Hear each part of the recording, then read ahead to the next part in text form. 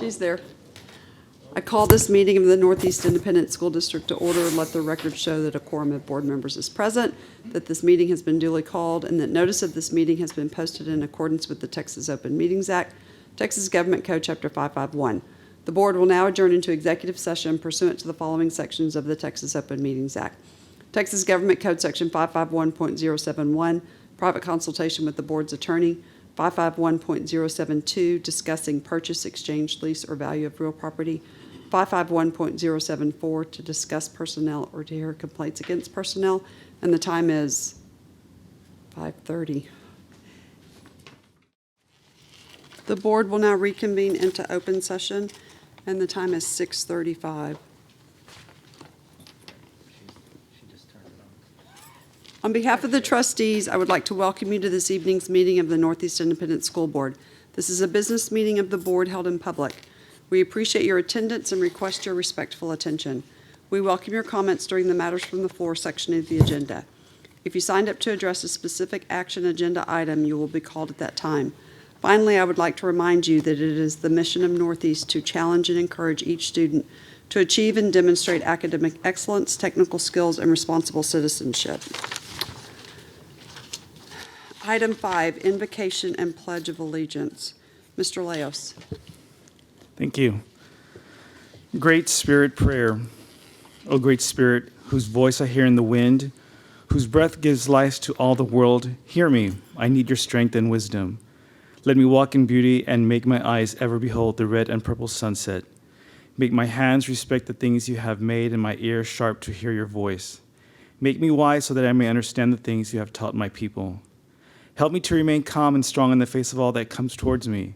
Let me learn the lessons you have hidden in every leaf and rock. Help me seek pure thoughts and act with the intention of helping others. Help me find compassion without empathy overwhelming me. I seek strength not to be greater than my brother or sister, but to fight my greatest enemy, myself. Make me always ready to come to you with clean hands and straight eyes. So when life fades as a fading sunset, my spirit may come to you without shame. Amen. Amen. Thank you.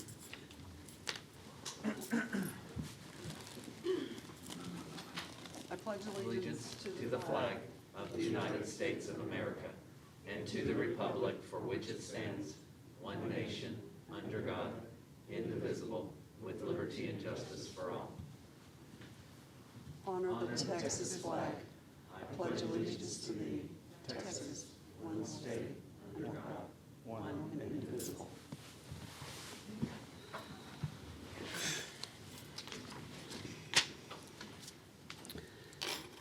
Item 6, matters from executive session. A, personnel including but not limited to administrative appointments pursuant to Government Code Section 551.074. 1, possible action regarding routine personnel including but not limited to administrative appointments. Do I have a motion to approve as discussed in executive session? So moved. Thank you, Mrs. Winkley. Do I have a second? I'll second. Thank you, Mr. Hasso. All those in favor say aye. Aye. Aye. Opposed? And Ms. Abstain. Huey's going to abstain. Right, okay. The motion carries. Item 2, possible action to determine whether good cause existed for contract employee to abandon contract and whether to submit complaint to TEA for job abandonment. Do I have a motion to approve as discussed in executive session? So moved. Thank you, Mr. Leos. Do I have a second? Second. Thank you, Mrs. Williams. All those in favor say aye. Aye. Opposed? Abstain. Thank you. The motion carries. Item B, possible action on the purchase, exchange, lease, or value of real property pursuant to Government Code Section 551.072. No action. Item C, possible action regarding consultation with board's attorney pursuant to Government Code Section 551.071. 1, pending and or possible litigation. No action. Oh, and Miss Huey is on Zoom tonight. Everybody can see her. I hope the baby's doing better.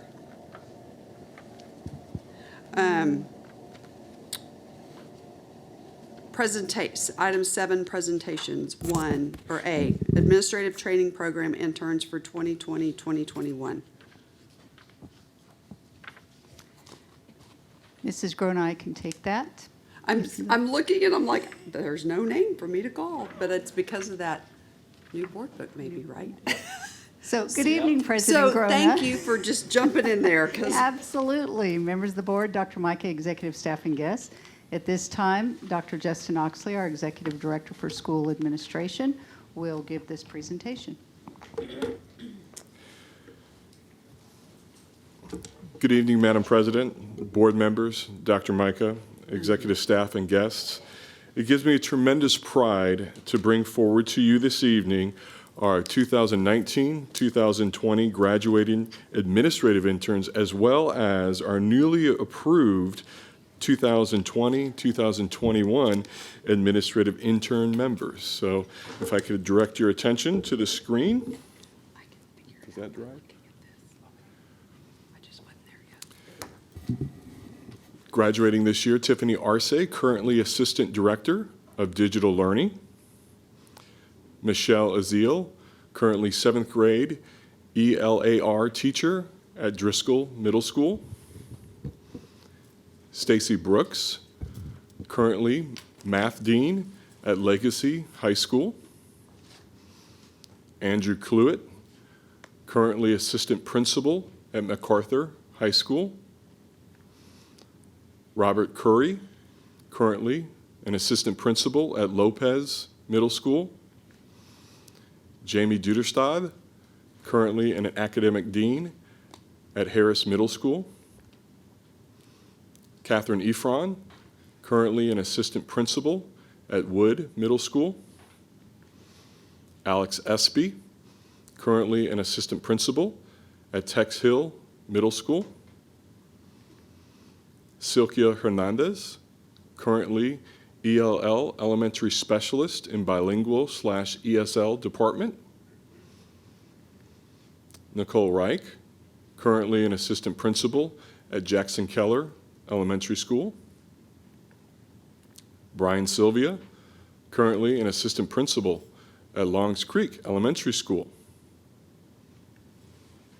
Mark Soapy, currently an Assistant Principal at Reagan High School. Philip Steinert, currently an Assistant Principal at Reagan High School.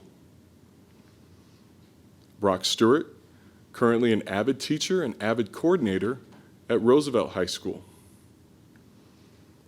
Karen Valente, currently an 8th grade Algebra 1 teacher at Ed White Middle School. This concludes our graduates. If we could please give them a wonderful round of applause. Of course, we would like to have brought these individuals here to receive their certificates, but we will be ponying them to them. Now I'd like to go further on to our current administrative interns, which this board approved approximately 2 months ago. Adrian Chevalier, currently a Special Education Coordinator at Churchill High School. Ashley Halfmeister, currently an Assistant Principal at Tejeda Middle School. Eleanor Rodriguez, currently a Special Education Teacher at Walsham Elementary School. Ernesto Cardoza, currently Bilingual Instructional Coach at Colonial Hills Elementary School. Heather Mishingo, currently an Assistant Principal at Bradley Middle School. Jenny Lee Taylor, currently an Assistant Principal at Roosevelt High School. Karen Hicks, currently a kindergarten teacher at Camelot Elementary School. Leslie Gills, currently a math instructional coach at Stall Elementary School. Linda Bryant, currently an instructional coach at Colonial Hills Elementary School.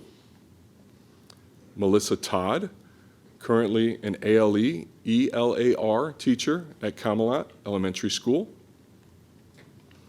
Robin Pryor, currently instructional interventions teacher at Castle Hills Elementary School. Victoria Lane, currently a family specialist at Vineyard Ranch Elementary School. Jennifer Aguilar, currently an assistant principal at Churchill High School. Denario Apolinar, currently an assistant principal at Wilshire Elementary School. Kathy Goldblum Vasquez, currently an assistant principal at Stall Elementary School. And that is this year's administrative intern cohort. Let's give them a great round of applause. That concludes my presentation. Thank you. And thank you for letting me jump on the Zoom to welcome them to the intern program. Thank you to Dr. Micah as well as Ms. Groner. Thank you so much this evening.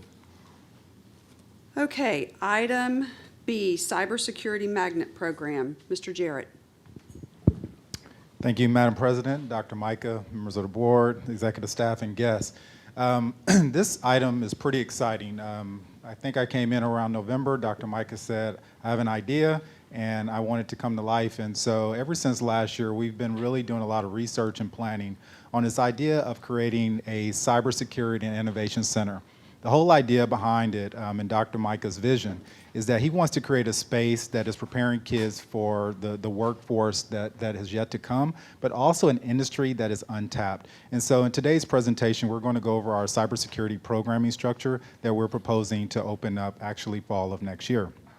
And so, I have the clicker right here. Okay, so the whole idea of cybersecurity is about students protecting the digital identity and preparing for the unknown. This whole idea of the unknown is kind of like COVID, where we didn't know we were going to be put in this position and we're working in a digital space. Well, naturally, this is going to be a natural fit for our kids of the future. And so this idea that Dr. Micah brought forward is not just sitting in the now, but really looking for what's to come. And so the whole idea first is about cybersecurity, because we have a pretty robust program right now in the district, but we would like to grow that program even larger. And cybersecurity is an untapped market in many different ways, because there's a lot of young people don't know what it is or understand what it is. But all of us do. So every day we share some type of information about ourselves on the web, on the internet, whether it's our email address. That is our digital fingerprint. That digital fingerprint is actually something that can be tracked, and unfortunately, people with bad intent can get a hold of it and use it for bad and not good. And so our idea is really starting to prepare our kids for a workforce that shows that there's going to be a lot of promise for job stability and job opportunity for our kids in the future. So why this whole idea of cybersecurity? Cybersecurity is about defending computers and servers and mobile devices, et cetera, from malicious attacks. Attacks are coming not just from the United States, but all over the world. We're constantly being Zoom bombed. We're actually being, our credit cards are being tapped, all these different things. And so cybersecurity is a vehicle to be able to attack and prevent some of that attack from our people in our communities. But also as data breaches. Cyber attackers want our data, because what they can use with our data is use it for information. They can sell it on the market. They can do a lot of different things. And so our kids, if they're well prepared, they can actually protect our citizens in our community. And so since it's an untapped market, we will be one of the first districts in the nation actually to build a system that are preparing kids for a job force that is to come. And if you look up here, and this information was actually provided back in 2018. Back in 2018, there was 1.8 million jobs that were unfilled across this country. Well, if you think about our workforce, it's shifted quite a bit. It used to be a time where oil was a big boom. Well, you're seeing a transition there as well, where you're seeing e-cars and different things like that. Well, e-cars is also potential for cybersecurity needs. And you think about banking, you think about, I mean, you could pretty much think about Lowe's, you could think about HEB, you could think about any company. Their information is in jeopardy every single day. And so if we don't have a supply to meet the demand of employment for our kiddos, then we're actually putting all of ourselves at risk. And so our idea is not just about the here and now, it's really a long-term investment for our kids in Northeast. And so one of the things that some of you may not know is cybersecurity is not something that's new. It's been around for 20, 30, 40 years. But one of the things is that it really hasn't expanded as far as the educational scope of work. Usually you see it more so on the East Coast as far as people really digging into it, and maybe on the West Coast. And UTSA and actually San Antonio is one of the more aggressive programs across the country right now that is addressing the cybersecurity need in public education as far as higher education goes. UTSA has jumped in, and they have been writing curriculum and helping write curriculum for school districts to help build that bridge between K through 12 to college. And so one of the things that we have really been trying to do is partner up with our partners in our backyard, like UTSA, as well as industry partners, to make sure that we're on the right track, because we don't want to go into this work blindly. We don't want to just use it as a coloring book. We really want to be intentional about our effort and make sure it meets the needs and aligns with the cybersecurity industry in the college level, as well as the industry. And so I'm going to turn it over to Ben at this time, and he's going to go over why this cybersecurity program is important to our community, as well as to our kids as they leave our institution and go on to a higher educational program. Ben. Thank you, Mr. Jarrett. Good evening. We align all of our programs of study within the CTE department to local workforce needs based on high growth, high wage, and in-demand jobs and occupations. Check your mic. Is it on? The green button at the bottom. Turn the green light on. Testing, testing.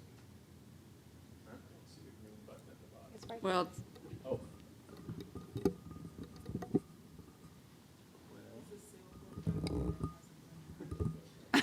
Here, Jason's coming. Jason, I'm sorry. Thought I heard an echo. I can say there's no button on there. So while Ben is looking for the button, cybersecurity is something. Okay, he's on. I'll step. Ooh, that was a knee. I'll step in a little closer. Is that better? yes, it is. Okay, Thank wonderful. you. Thank you. We align our programs of study within CTE to Texas and regional labor market information. So it's very important to us that we're aligning our programs to high wage, in demand jobs.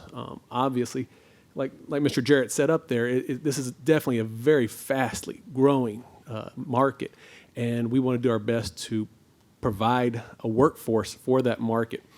And so if you look here, this comes from TEA's website. So this is state data, not necessarily regional data. Each region is a little different, as you might expect, based primarily on the cost of living. But some of the median wages with kind of the three most popular career fields within cybersecurity all line up within $82,000 to $92,000 with a median wage, which is going to set up our students for great success. This is a wage that they would aspire to, so this is not an entry-level wage, but the entry-level wage is very, very fair, and we would hope to have our students well prepared to earn these higher wages within just a matter of years. Another thing I like to look at there is the annual number of openings. Thousands of openings here within Texas. Part of this, and the reason we would love to partner with local colleges and universities, and obviously our local cyber workforce, is to keep students local, keep them in San Antonio if they wish. And so San Antonio does have a high number of these annual openings as well. Part of the vision behind our cybersecurity and innovation is really not about focusing on technology as much as it is about protecting our information and those that we love.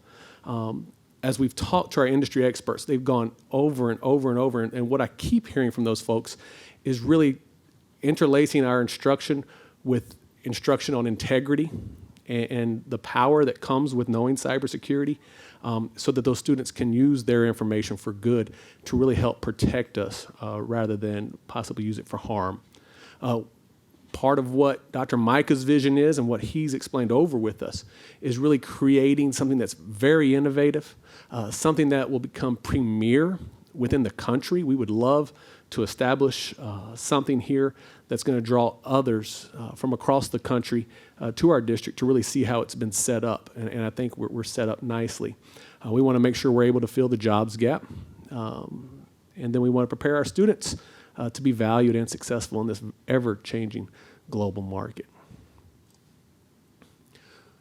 Rather than just have a high school program, we really want to do our best to create something that's comprehensive from kindergarten all the way up. So we've been brainstorming ideas and beginning work with curriculum instruction as well as our information or our IT specialist from tech services to really incorporate cybersecurity education at an early age, maybe beginning with literacy. There are a lot of great books that folks and representatives from industry have written that really attract kids to this field by making it exciting for them, helping the students better understand it. We have existing robotics clubs and organizations all the way down at the elementary school. So we're really excited about kind of tapping into that network to find students that might already be interested in something similar and really helping bridge that gap between robotics over to cybersecurity. We're wanting to do that at the elementary level, and Mr. Sullivan will explain a little bit more about the facility we're looking at. Part of what we want to do is make sure that this is a community center where our students from elementary school can come in, participate in events, and see a little bit of what's going on, and hopefully spark their interest all the more so they want to enroll in those courses as they get into high school. At middle school, we're looking at realigning some of the existing CTE courses to ensure that there's a firm foundation in cybersecurity through our Foundations of Computer Science courses, as well as our engineering courses. And then we'd like to start offering high school robotics courses at the 8th grade level. There's a good component of both computer science and engineering within the robotics. And again, we think we'll have a market there that we can really tap into to hopefully draw students. We're also looking at incorporating or looking at our non-traditional STEM enrollees, looking at our female population and our minority population, making sure we have a very conscious effort of recruiting these students, letting them know about this industry, letting them know about our end goal, and that is getting them jobs and internships while they're still in high school within this industry. So we're very excited about not only the high school portion of this, and that's where we're really focusing right now, but at the same time, we're also looking at how can we start backtracking and really getting down to the early grades so that as they grow older, they'll realize they might be interested in this field. Within the high school, part of our program every year will be helping the students earn industry-based certifications. These certifications are vetted by our industry advisors. We are not set 100% on these certifications, but these are the ones that we are looking at currently for each grade level to earn. On the top row there, you'll see the name of the course, which kind of looks Greek to me, I'll be honest. But we tried to come up with exciting names based on the TEKs that we're teaching, names that might capture the student's interest. And then again, we'll tie each of those courses to an industry-based certification in which the class will culminate towards the end of each year. If you'll see there at 12th grade, we have several different options down within the certifications earned. What we really want to do is partner with our industry partners at that point, with the seniors, have students in on internships, and then really letting those hosts kind of help direct the student into what certification might be best for them based on their strong suits or maybe the niche market that they've found. Like Mr. Jarrett mentioned earlier, cybersecurity is everywhere from our refrigerators now and our microwaves, our doorbells, to the ag industry. The ag industry is hurting for cybersecurity professionals. So I think each kid will kind of find their niche market. Fortunately, we are in a large city where we can hopefully plug kids in across the spectrum of cybersecurity job opportunities. We want to make sure our students are able to participate in extracurricular events.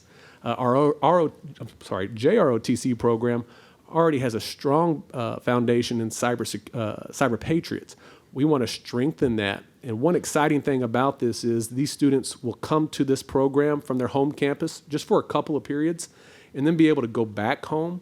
So we see that as kind of leveling out or possibly leveling out the playing field for our JROTC cadets as they go to Cyber Patriot competitions. And so, we've brought home some national trophies. So maybe we can bring a 1st through 7th place trophy and ribbon there. First for sure, yeah, and then somebody's going to have to suck the 2nd to 7th up, right? So, but we're excited about that because it really could level the playing field for all of our JROTC programs. We also want to look at a lot of the other cybersecurity clubs and organizations, a lot of what they call capture the flag events, which the students have to go in and scan a network, try to penetrate the network. And others are kind of helping defend that network. And so it's really, really great. These are fun things that really give the students some really great hands-on experience. And like many clubs and organizations, it really does attract and retain the student enrollment. So at this time, are there any questions for myself or Mr. Jarrett? Go ahead. Oh, sorry. Yeah, so I guess I have a couple, but one, this sounds very exciting, particularly to be the first in the nation or one of the first with something like this. I think it really is exciting. Are there opportunities, and I'm probably going to get the name wrong, but I know there is, I think it's a part of the Air Force that is located at Port San Antonio. Do we envision maybe some opportunities to partner or maybe just get some instruction just to work with them? I guess I'm trying to think of a better word, but I guess to work with them on stuff. Absolutely, yes, sir. Colonel Henson and I have been corresponding with the Air Force. As you can imagine, it's a pretty tight ship out there. Sure. So they are asking a lot of questions of us, but really trying to understand exactly what we're doing. And I do believe that there will be some sort of support provided through, I believe it's the 24th and 25th Air Force. They're out at Lackland, Security Hill. There you go. Yes, sir. Okay. My other question would be, on the slide where you talked about median wages, are those all obtainable only with a 4-year or advanced degree, or am I able to get certified in something after graduating from one of our high schools and maybe an associate's, or what's the path? That's a great question. I asked that question actually just last week to our advisory council. Each of them stated that a student, if they have the certifications that we are looking to provide, they could get an entry-level position right out of high school. If they go on to college and get a degree, they're going to be able to move up within their companies typically a little faster because of that degree. Gotcha. They'll reach that median wage sooner than their peers who had not gone to college. But it is possible for a student who has not gone to college to earn that median wage as well. But Mr. Hasso, what's interesting, because I happened to participate in that call with the advisory council, and what they talked about is not that our program shouldn't just focus on the hard skills of cyber, but the soft skills of how to interact with people. And they were very adamant about that we can teach the kids all of these programs and all of these components, right? But if they do not know how to work together, that they will not be effective. And so they really spent a lot of time talking to us about that really being a part of our program. So it was good. It was really good feedback from them. The freshman level classes, the classrooms are going to be set up as what they call a SOC, a Security Operations Center. And they're in pods of 3. And so we will start from day one of high school program. They will be working together with their peers. And like I said, this is going to be a community program. I really see these students offering courses and guidance to parents, elementary students, perhaps senior citizens who come in for different classes that we're able to teach. So we are going to be incorporating those soft skills throughout. Yeah, and I could see that being very powerful to take one of our high schoolers and allow them to conduct a class or maybe mentor a junior high student or an elementary student. I think that'd be very valuable. My final question would be, and I know it's going to take some time to kind of roll this out, but what's the likelihood of us being able to attract enough instructors or? It's a great question. We're working on a plan now to attract instructors. We currently have enough right now that we're looking at operating about 2 instructors per year. So as we bring in a freshman cohort, we would bring in 2 instructors and 2 instructors for every following cohort until we get up to about 7 to 9 instructors is kind of our overall vision. Okay. Currently, we have 3 certified instructors within the district, so we are good for 1 year. But we do have a plan. Mr. Beck, who you guys may remember, who's won Cyber Patriot, he actually used to be an English teacher. And somebody talked to him about cybersecurity. Actually talked to him just about technology in general, becoming kind of a technology teacher. And he found his way into cybersecurity through that. So we're looking at any means of recruiting teachers that are currently here, finding those teachers that might be interested, and then providing them the professional development so that they could come in and teach in this position. And I really think, there are cybersecurity teachers across the region and the state. And this type of program might attract some of the strongest in the state to come down. If they realize how devoted we are to really making this the greatest, I think we could attract the greatest. And so, Mr. Hasso, that's why the center is why we're consolidating, because it is very difficult to find these instructors and keep them around, because they can go out, as you can see, and go make a lot more money in industry. And so by doing this and demonstrating our commitment to the program, we've had a commitment to it. This is just amplifying it, and really putting a very bright spotlight on the world of cyber. And I think we all kind of believe that by doing and committing this, I mean, and getting Josh Beck, who is very well known across the country, you know, and it's interesting because this is a testimony to Mr. Beck, a little off topic, but this is how committed he is to it. As he's working on this, all he was concerned about is who was going to backfill him at ETA, and then talking about how we could train the next replacement, because he said, we can never rest and think, well, we have our teachers. Right. He said, there's always going to be somebody leaving, so we constantly have to be thinking about how we backfill. So he's already planning that, because Mr. Beck is going to be at this facility as really the driving force behind it. And just another thing, because cybersecurity is such a big interest nationally, there's a lot of federal grants that are being put out there to help grow your own cyber teachers. I believe last year was a $5 million award went to UTSA that on an annual basis. That's where the curriculum was developed. And then teachers actually go to class and they start to get the credentialing so they can go forward and start to actually teach kids.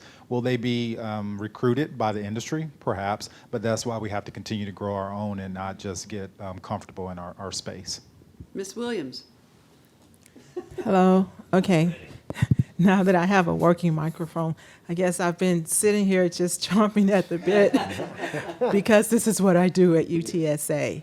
You know, running 2 cybersecurity programs, Texas Compliance Cyber Program that's funded by OEA, and that's a Small Business Development Center cyber program that does training on CMMC. We just started CMMC, where that's cybersecurity maturity model certification.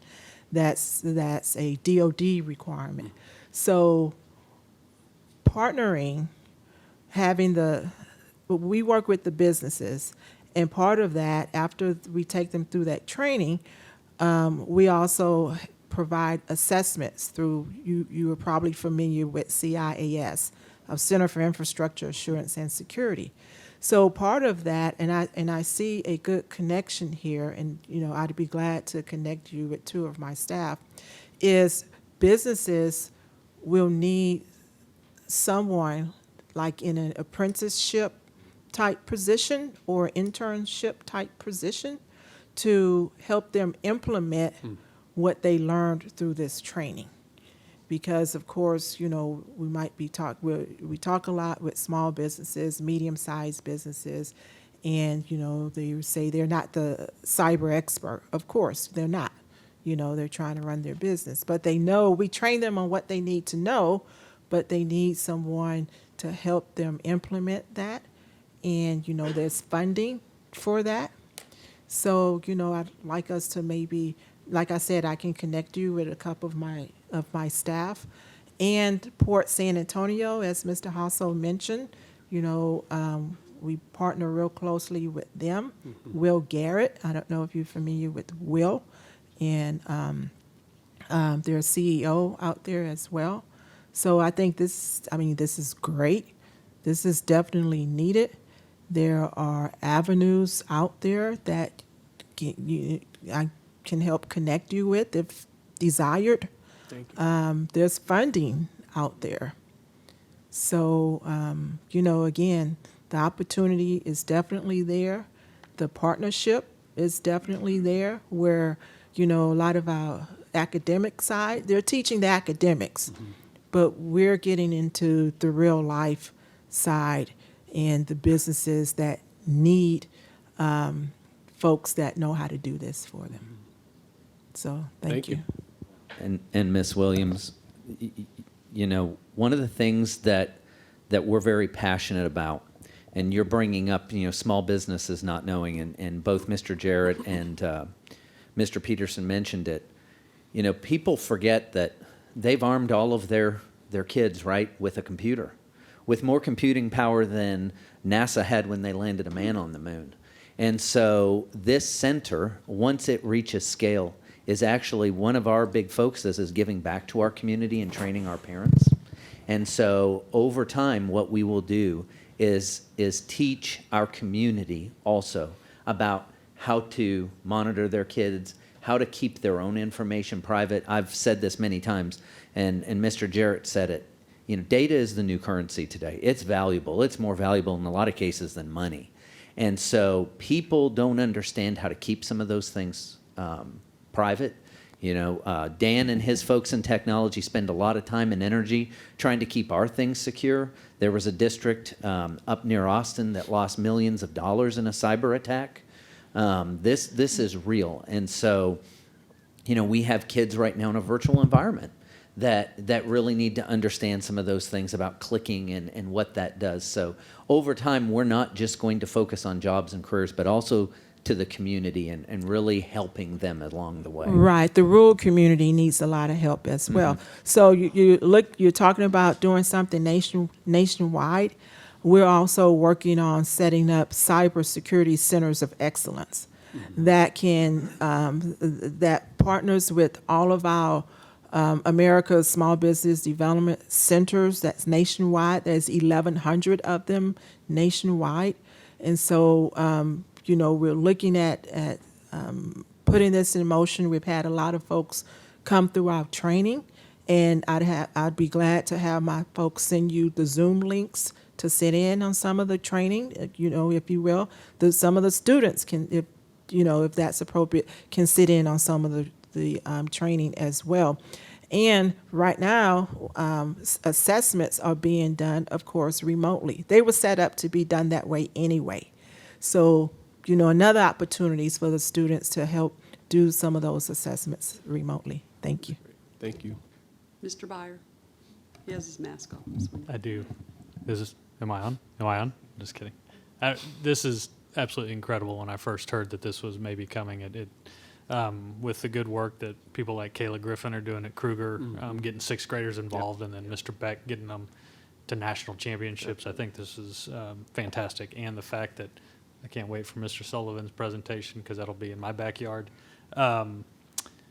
The one question I had is with all these schools, and I know it's expanding in the district, they all have their individual clubs, they all have their individual teachers. I assume the idea is that those schools are all going to retain that type of those initiatives and get those kids involved. And then this center would kind of help support some of those teachers at the individual campuses and kind of the back and forth between all that. Yeah, yes, sir. The goal here is that in a magnet program, essentially they leave their home campus and attend that school. The goal here is really to expand our reach a little bit more and allow kids to still stay at their home campus and have access to this program of study, because we don't want to put limits on this. We know that there's a high demand, but we also know that we're limited in resources as far as people. And so this is really going to afford kids the opportunity to still be part of their football program or ROTC, whatever they're in, but then they can go to this program and actually earn the certifications and hopefully enter that industry and get a job going forward. Ms. Winkley? Oh. Mr. Byer, the one thing that Mr. Jarrett spoke about a little bit, but through Student Voice last year and also from speaking to parents, a lot of kids they no longer want to leave their home campus. They just don't. They've formed friend groups.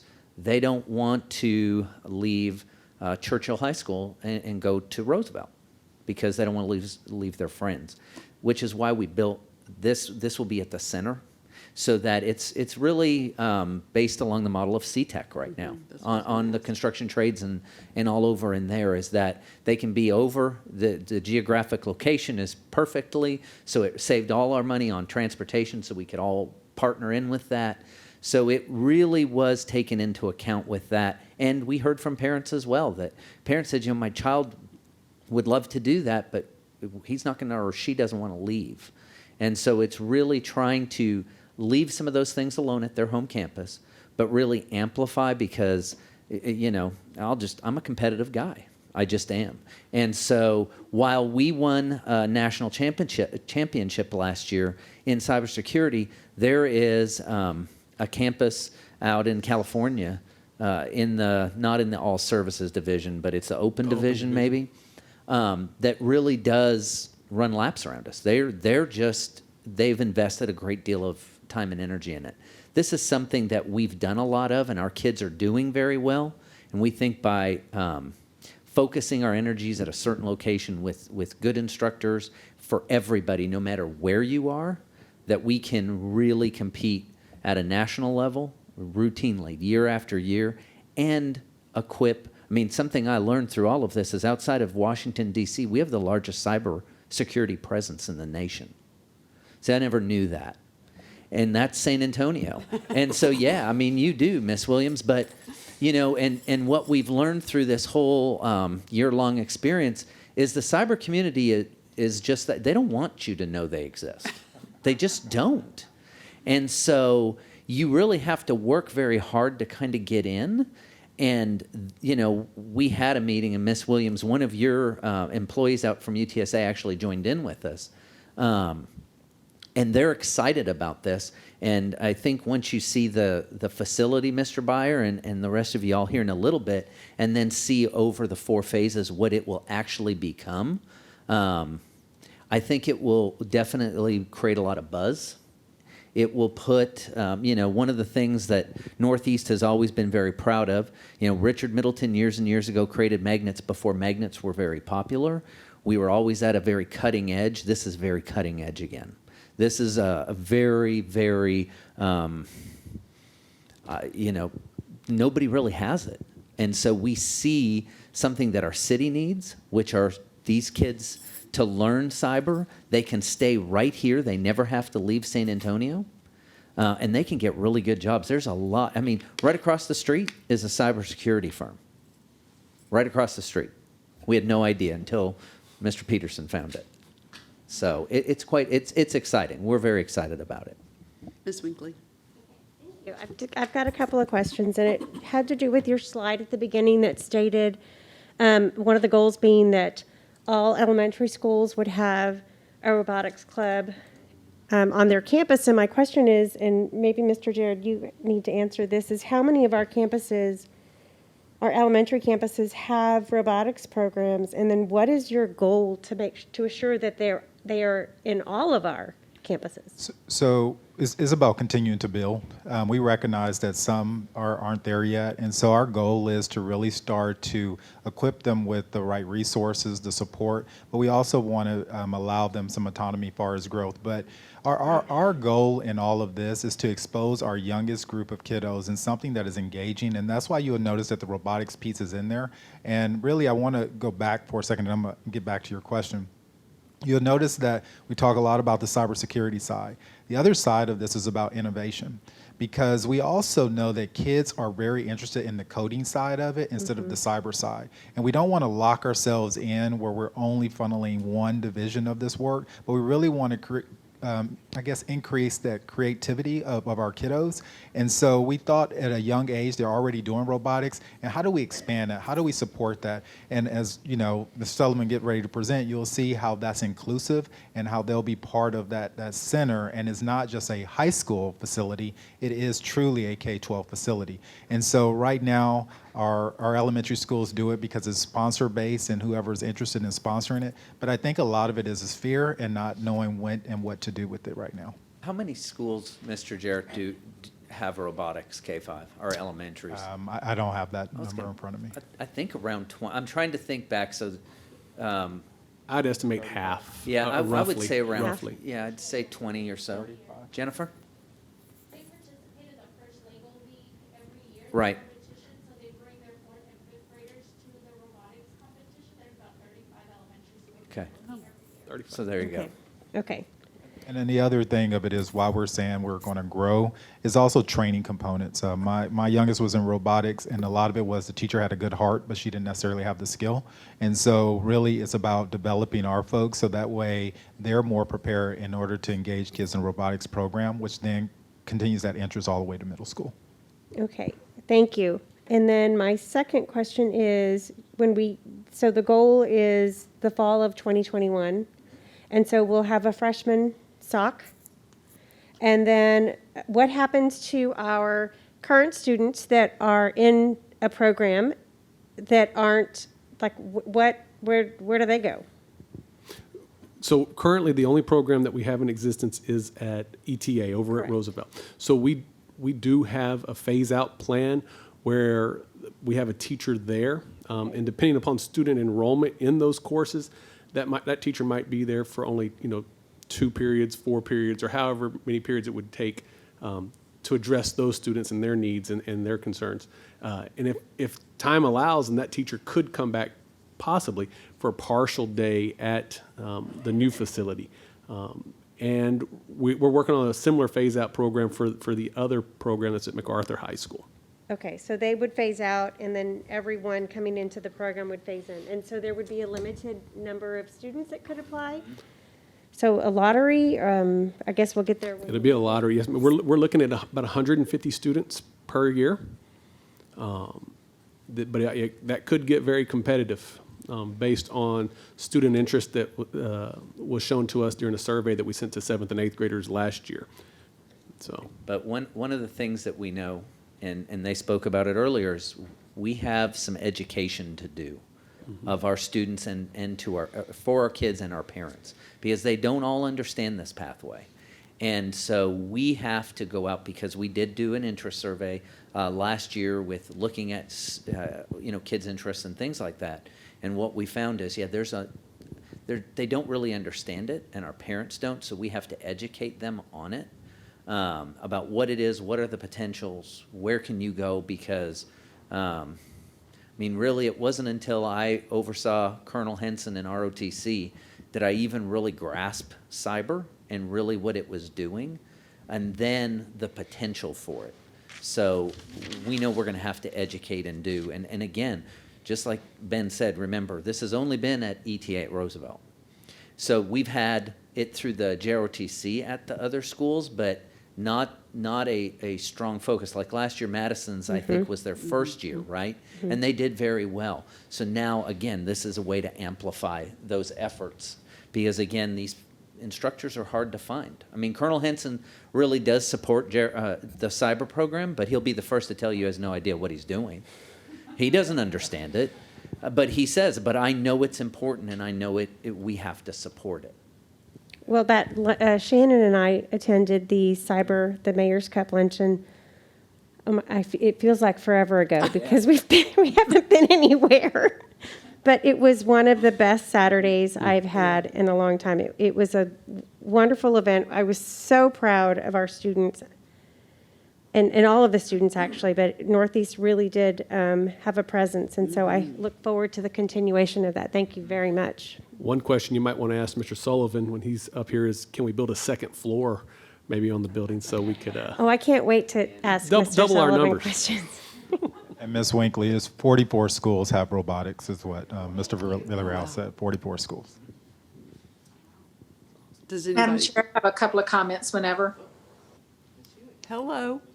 The headline, Okay. Hi there. First of all, I miss y'all. I think tonight's presentation is such a reflection of all of Northeast history as a district when it comes to cyber and technology. I was just actually trying to recall, it was before I was on the board. I think it was in 95 or 98, one of those two bonds. Our nickname for that bond was Books, Bricks, and Bytes, as in BYTES. So that's how long ago this district began to focus on, like you mentioned earlier, cutting edge technology. When you were talking earlier, Dr. Micah, about the robotics, about 2 years ago, I believe, there was a huge robotics competition at Harlandale. Huge. There were schools from all over the area, but without it, and I went to spend quite a bit of time there watching our teams participate. Without a doubt, Northeast had the biggest presence there. But not just students, but there was an awful lot of parents there too. So we have really led the way in that. But this presentation tonight is so exciting to me because I know the time and the effort that this staff has put into it. This hasn't been an overnight thing. Y'all have worked so hard and so diligently, particularly through some of the biggest challenges we've ever faced. And I think this last 6 months, if nothing else, this highlights exactly what the importance of this program is, not just from a technology standpoint, but the cyber part of it. My presence here tonight, and by the way, thank you for asking about the baby. Prayers are appreciated. My presence here tonight is enabled because this district has stepped up from a technology standpoint. And Ms. Winkley's presence last month when she also had to isolate. So the way that we have led, and this staff just continually blows me away. So I'm very grateful because the impact for our students and their futures is immeasurable. So thank you so very much for what you're doing for our children. Back on mute. Okay. I'm trying to figure out where to look to see you. I'm leaning back to look at the little camera. Did anybody I'm else? just hoping that the dog that just crawled up behind me is not in the camera shot. I'm so sorry. It's okay. Did anybody else have anything else? Okay. Thank you all so much for that presentation. This is very exciting. I cannot wait for the fall of 2021, because then my son is also getting married in the fall of 2021. So I have a new center and a new daughter-in-law. So next item 8, new business for possible board action. A, operations. 1, possible action regarding 2015 bond program, District CTE Cybersecurity Center Phase 1, facility renovations, schematic design approval. Mr. Clary. Madam President, members of the board, Dr. Micah, executive staff, and guest, Mr. Sullivan is at the podium to make this presentation. It's nice to see you. Good evening. It's been a while, It yes. has been a while. It's my pleasure to be here tonight to talk to you about the construction part of our CTE cybersecurity plan. This is the agenda we'll follow. And that is a photograph of the front of the Walmart facility that we have purchased, that's located just down the street from MacArthur High School. As you may recall, in June of this year, you authorized Dr. Micah and his staff to pursue negotiations with Walmart to buy the facility. And I'm happy to report that we closed on the facility 2 weeks ago on the 31st of August, and we paid, I think, a very fair price, but I'm also pleased to tell you that we got the facility for 21% less than Walmart wanted to sell it for. Oh, good. So we saved $800,000. In fact, they told us they weren't going to sell to us for less than $3 million, but you know what? They did. Good job. Because I pursued them hard. Mr. Clary and I, we were on them every week saying, come on, guys, we really want to make this into an educational facility, and they finally sold it to us. So we were very pleased with that. So we got a good deal.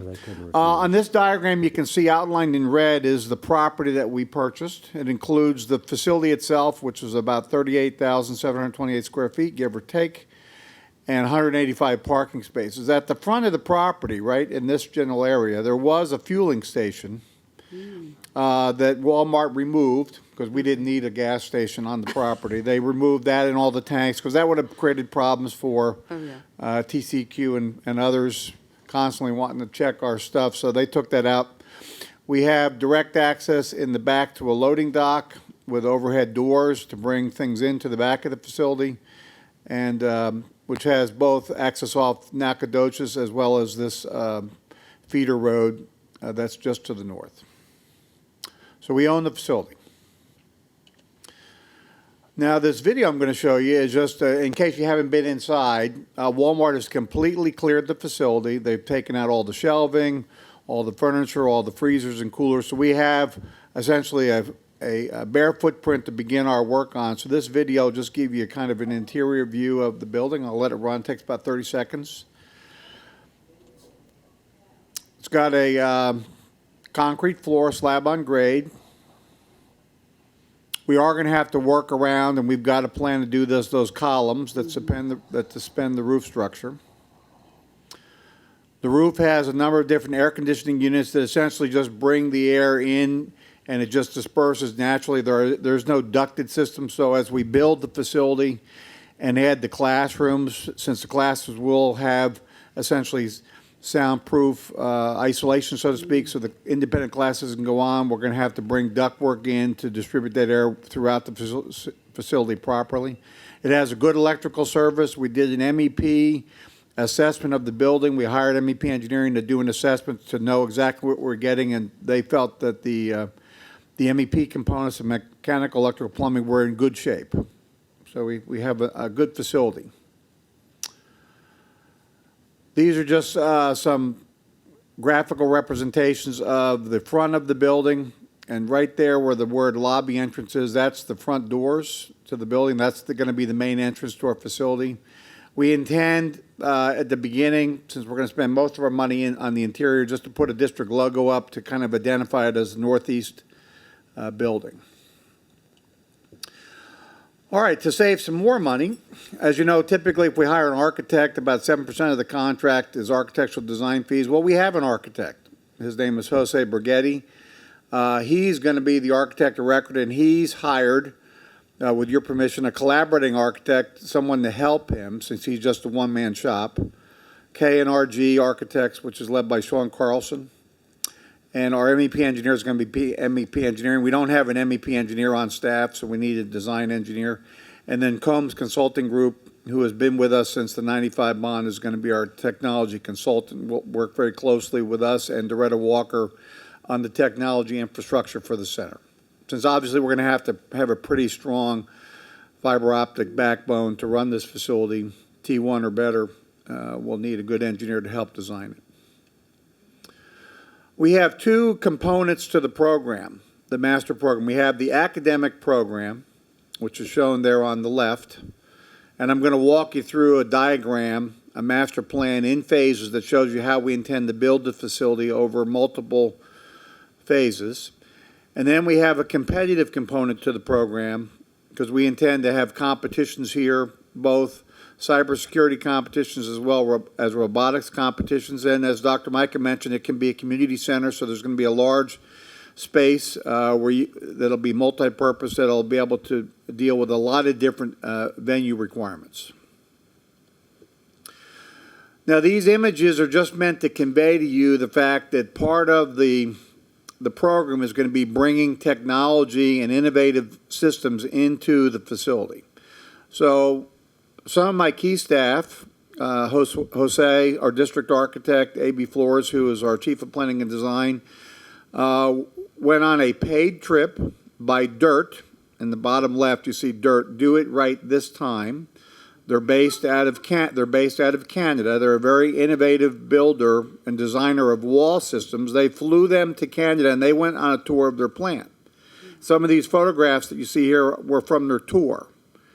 And you can see the applicability of the photos on the right of how you can integrate into the DIRT walls the technology systems very easily. So we don't have to try to do this all at one time. We can put the DIRT walls in, and then over time, the DIRT walls, and you've seen a DIRT wall example. The board did visit the DIRT wall, a little mock-up we have in my office area. That was a prototype because we put 3 DIRT wall systems in Regency Place, Stall, and Woodstone Elementary School in the 2015 bond program. The walls are very innovative and can be easily transformed into different operations. One of them, you can build these type of technology systems right within the wall. And these are DIRT walls from their center to show proof of concept of how you can use their wall systems to be very innovative. So we intend to include DIRT walls in our design. So this is just to show you an idea of how those walls can be used. So this image takes the full 38,728 square feet and it lays out how we're going to develop the facility. There's a total of 10 classrooms. We're going to walk through each of the different types of classrooms. A robotic CTE workroom, which is at the top, and then the competition area, which is in the lower quadrant of the facility. Where you see the red lines, those represent where we intend to put in dirt walls, which gives us a lot of flexibility in those classrooms versus a sheetrock wall. We have a small admin area at the front near the lobby. It'll have a reception area, essentially to check people coming into the facility, some offices and a conference room. One thing that we're going to have to do is we only have this group of restrooms over here, which will handle 50 students at a time. In terms of, we could have 50 students in the building, and that meets code. We can't have 51, we can't have 60, we can have 50. So Mr. Peterson's plan is for 3 periods a day, he'll have 50 kids, 50 kids, 50 kids in the first year. And in one of the subsequent phases, we're going to build some more restrooms up here to expand it to the full capacity of the facility. So we're going to have to build out some restrooms as the facility grows, and then we also have some other public restrooms planned for the last phase of the project to handle the competition arena. So let me walk you through the phases. That gives you the blueprint of the entire facility. Now this rendering I received about 6 o'clock tonight from the architect, because he knew we were going to be talking tonight. So KNRG put this rendering together to give you an idea of what the lobby would look like. So there's that reception desk. The entry doors are right here on this side. And this wall is meant to convey some kind of technological feature that is yet to be determined. So it'll be something wow. When you walk in, it's just going to be wowed right off the bat.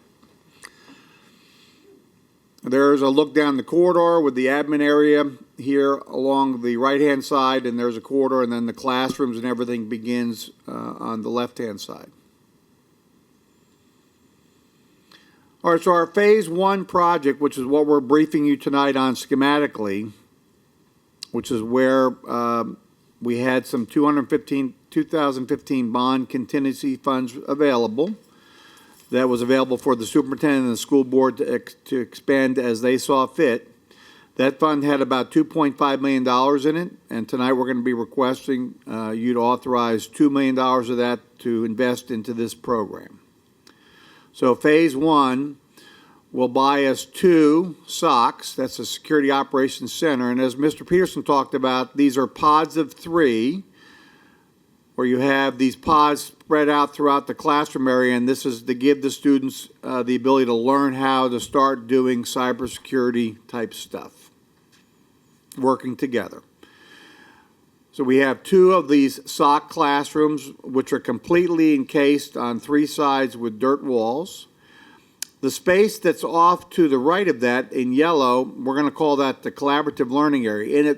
In a future phase, that area is going to become networking labs, but we don't have the money right now to do the networking labs, so we're going to make a large collaborative area, which is denoted by the picture at the bottom, where the students essentially have a 3rd classroom. They have the 2 SOCs, and they'll have a 3rd area where they can meet and have instruction.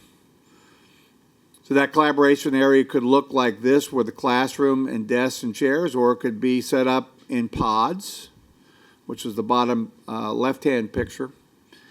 Here's kind of a blow-up of the SOC, these pods where the students work together.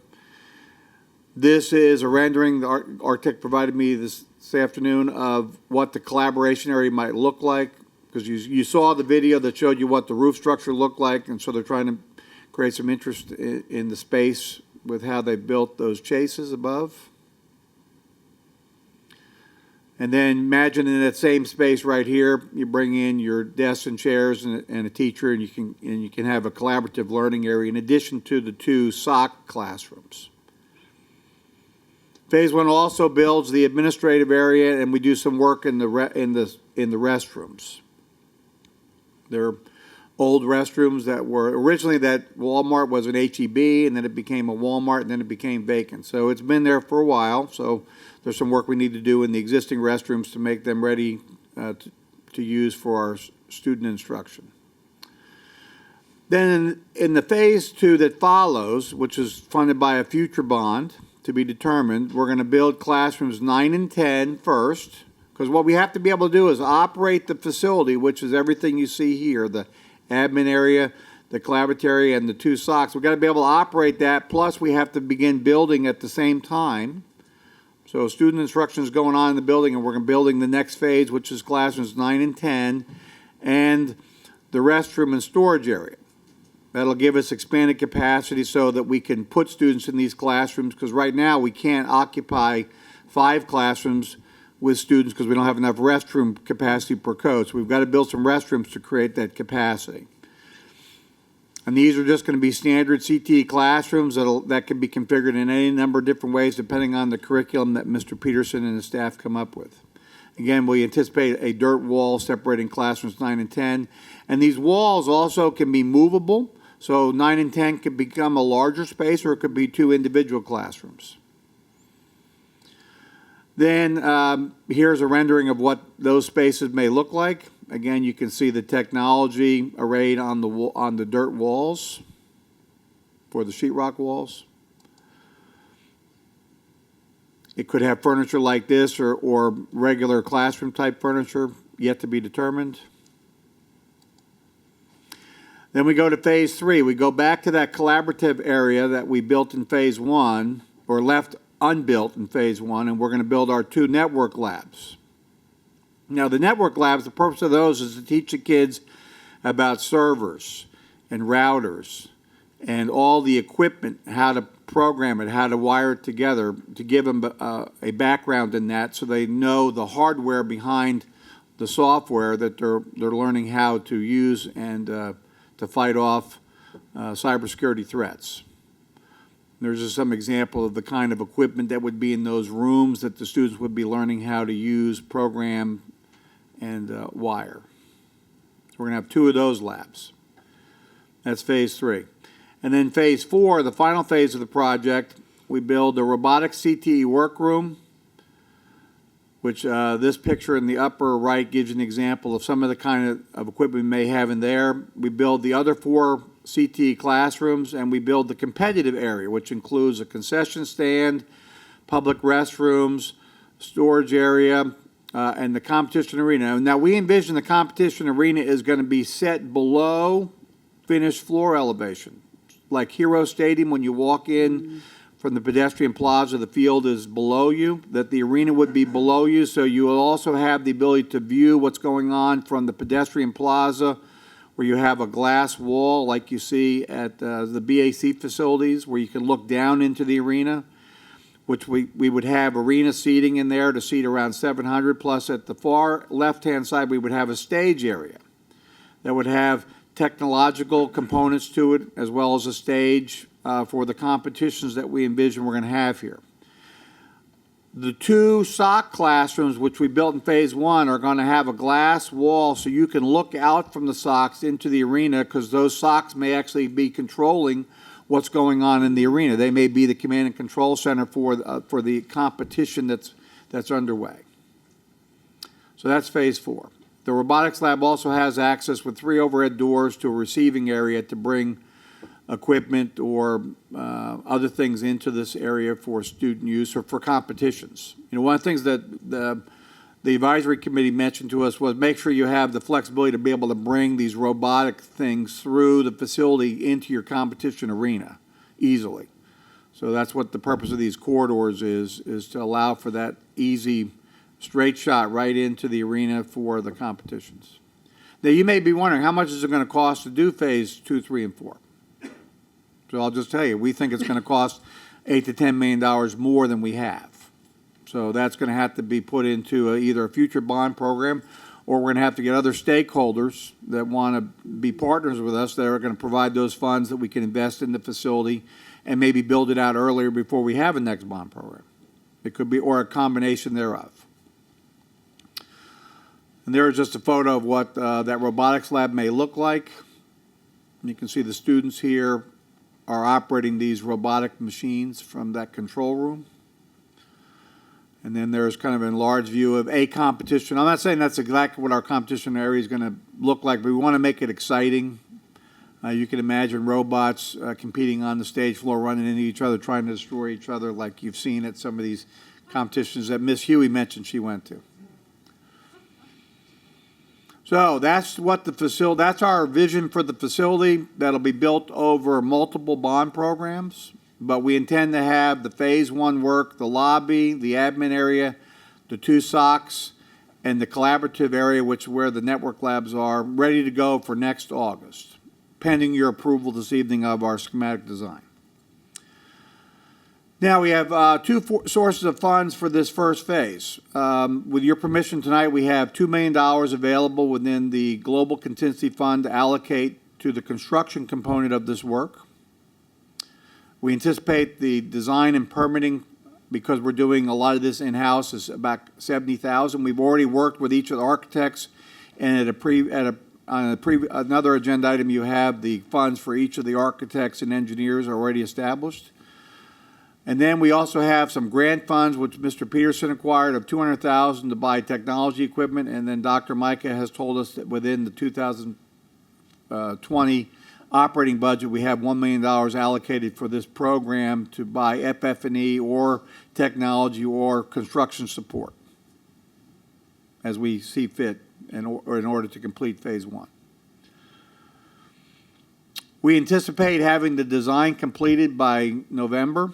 So we'll be back to you at the December board meeting with our design recommendation, and then go out and get our contractor and come back to you in the January, February timeframe with our contractor, and then begin construction in February and be done by the end of July in time for the start of the 2021 school year.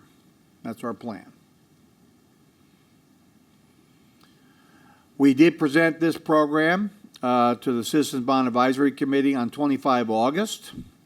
We had 12 members out of 15 participate in the CBAC meeting. The members voted 12-0 to support and recommend to the board committing $2 million of the district's global contingency funds to fund this project, which included the lobby, the admin area, the staff restrooms, 2 classrooms, the 2 SOCs, and the collaborative area, with a completion timeline of operational by next August. So this is our recommendation from staff this evening, and I'm here to answer any other questions that you may have as a board. I do have a few questions. Yes, ma'am. Mrs. Williams. And, I remember my time on the CBAC committee, and I think this is great. I think it's a great idea that we're moving forward quickly, but if you could, I think early on you mentioned the design team is already in place, so how was that done so quickly? What was your process? We had a previous agenda item where we recommended hiring the design team because we needed the design team in order to prepare the schematic design for you. So we did that in August, and now here in September we're presenting the schematic design. So was there an RFP process that went out? No, for design consultants, it's not required to have an RFP process. We were able to select which consultants we wanted to work with, negotiate a contract with them, and then bring it to the board for approval. Okay, so we just selected. Yes, ma'am.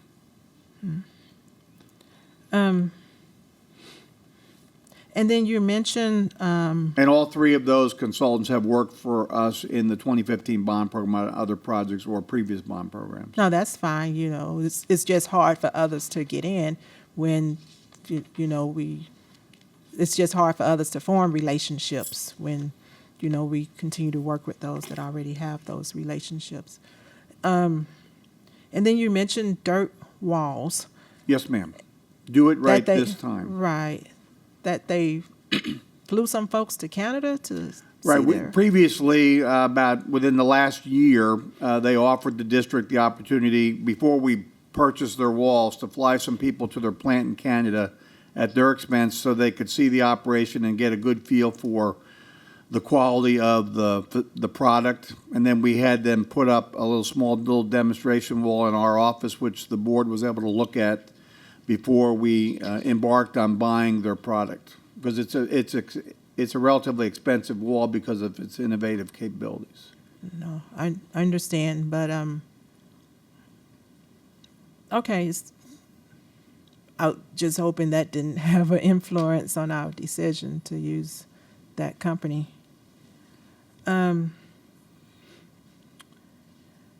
So the design looks great, and so Port San Antonio has an innovation center. They have Port Tech. UTSA has NSCC, National Security Collaboration Center. Rackspace has Geekdom. Did we look at or did we model this after any one of those centers? Did we look at the EOC operations out at Brook City Base? And I mean, how did we determine the design that you just showed us, what it would look like? We worked very collaboratively with Mr. Peterson and his department to come up with the design that you've seen there over the course of about 6 or 7 months. Okay, it was just, my thought was just, since we have these partners out there, and of course the intent is to, I'm thinking, collaborate, with the partners. It would only be typical or make sense to, look at their design so that it's complementary, or it kind of fits what they're doing as well. Miss Williams, so if you don't mind me jumping Sure. in, the reason when I spoke with construction management and everyone was that this facility had to be able to adapt. And by that I mean, that's why we went with dirt walls, is so back a while ago, before COVID hit, we were in Austin and went out to dinner with some architects. And during the course of that evening, they were describing to me how they're frustrated with education because we continue to build buildings like we've always built them. Mm-hmm. And so with this facility, this was really, these dirt walls can adapt and adjust, because who knows what this is going to look. I mean, you're in the field. You know it better than anybody. Mm-hmm. This could look differently in 5 years from now. And so, we didn't go out necessarily and look at some of the things that you're doing, because we talked with them, we visited with them, but to go and actually see the facility, as you can see, look, if we had a bond that was paying for all of this, maybe it would be a little different, but we have to do it kind of in phases. Mm-hmm. So the first phase is really to get us off the ground. And then as we look to expanding this program over time, it could very well change the rest of what it looks like inside. Does that make sense? Is that we're not overcommitting right now. We're committing to that phase one component. And then over time, as we look at its expansion, that's where we can then bring in more. Because remember, we didn't own this facility until, 2 weeks ago. And up until that point, we really couldn't even discuss it with people that we had this type of facility, because it was still in negotiations. So we were kind of hand-tied to some extent with what we could and couldn't. I had actually met, Mrs. Huey had set me up with a cyber or a person in cyber, and I spoke to him, but it was a tough discussion. As in fact, what he told me is, even with what I shared, he said I should be signing confidentiality agreements with people, because he said there are people out there right now that's going to steal this idea from you. Sure.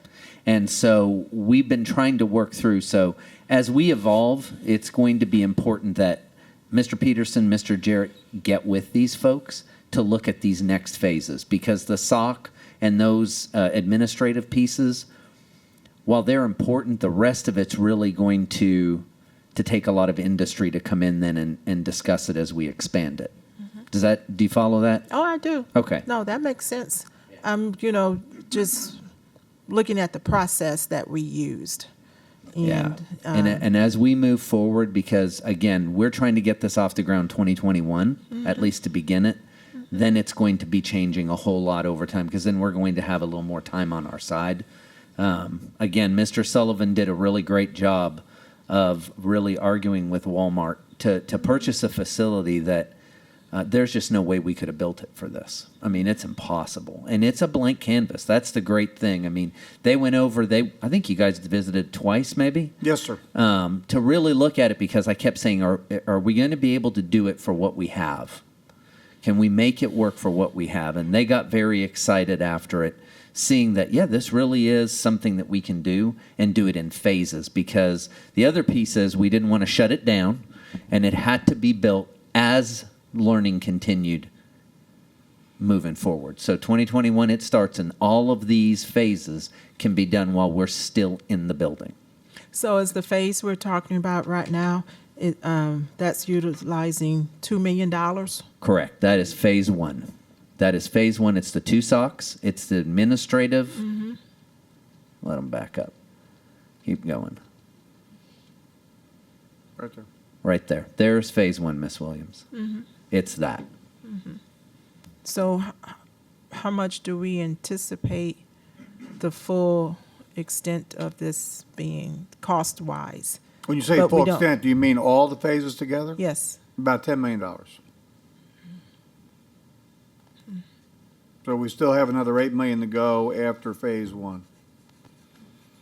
And that's in today's dollars, depending on when the next bond program is, depending how far out that is. The cost can go up because cost of construction goes up every year, and the longer we wait to start, the more expensive it'll Sure. be in the future. Oh, I understand. Okay. So getting the construction contractors, what's going to be our process for that, for this $2 million?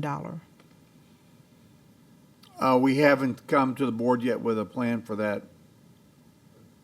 You're going to follow the same process we always do. Absolutely, but we could use, we have several jock contractors that'll be under contract with the district. We can pick one of them. One thought was we get bids from multiple contractors that are already dock or jock qualified, so we then, because that means it's already been competitively bid. You can get pricing for them, or we can put it out to bid. If we put it out to bid where it's just out there at large, then the process will take 3 months instead of the month and a half that I we had understand. planned. All right, thank you. Mr. Byer? And I guess to piggyback on Ms. Williams' comments, I guess going forward, knowing that this needs to be something that can be flexible and it needs to be innovative, cutting edge, and this is what it's going to be for. Let's make sure we're using the right components, the right technology, and no, not to disparage any of our partners, but we're using the right partners to get this done, because it needs to be. Even though we want it to get online quickly and needs to be done quickly, we want to make sure that it's done right and that it's got the right components in it. So if the dirt wall system is the system we need to use, then let's use it. If there's something that's as good or better and you can get it for the same price, let's look at that too. I don't want to necessarily hamstring ourselves into one thing that is right now, but may not be right 10 years from now. So if there's, as we go through the design process, as we go through the construction process, let's just make sure we're doing it correctly. I don't know what the answer is to all that. Okay. But I think maybe that's what you're getting at, that we need to make sure this is open to different companies, different manufacturers, and that we're looking at this the correct way, and that we're making this the facility that we're seeing in the pictures, and that it's, you know, cutting edge, innovative, big splash, and we're getting our money's worth. So I don't know if I'm taking words out of your mouth, but I'd like I to wanted to say comment that. on that. if I could. Ms. Williams, I appreciate your point. I just wanted to let you know from our department's perspective, prior to talking to Mr. Sullivan and others, we've been following very closely what Jim Hirschbach has been doing at Port San Antonio, and it's just been incredibly innovative. So a lot of the inspiration for the floor plan and what you see there is kind of based on some of the teasers that Port San Antonio has been given for their innovation center, because they're obviously leading the city in that charge down there at Port San Antonio. They haven't disclosed all the information. I'd love to see their final plans, but they haven't disclosed that. But in reading about their facility, and what they want to do at that hub, I think this is going to really kind of follow suit for our students, just based on that. So I just wanted to give you a little bit. We are following pretty closely what different groups are doing, but kind of on the backside. Thank you. Yes, ma'am.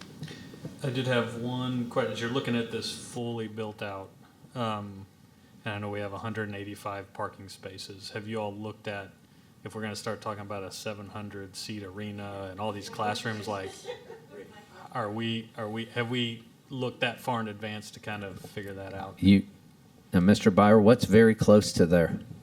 Besides High School. Besides my driveway. That MacArthur High School. And that we thought exactly about that. And due to its geographic location, MacArthur could be used for parking. So it will accommodate it without having to, and then it's just a short walk over.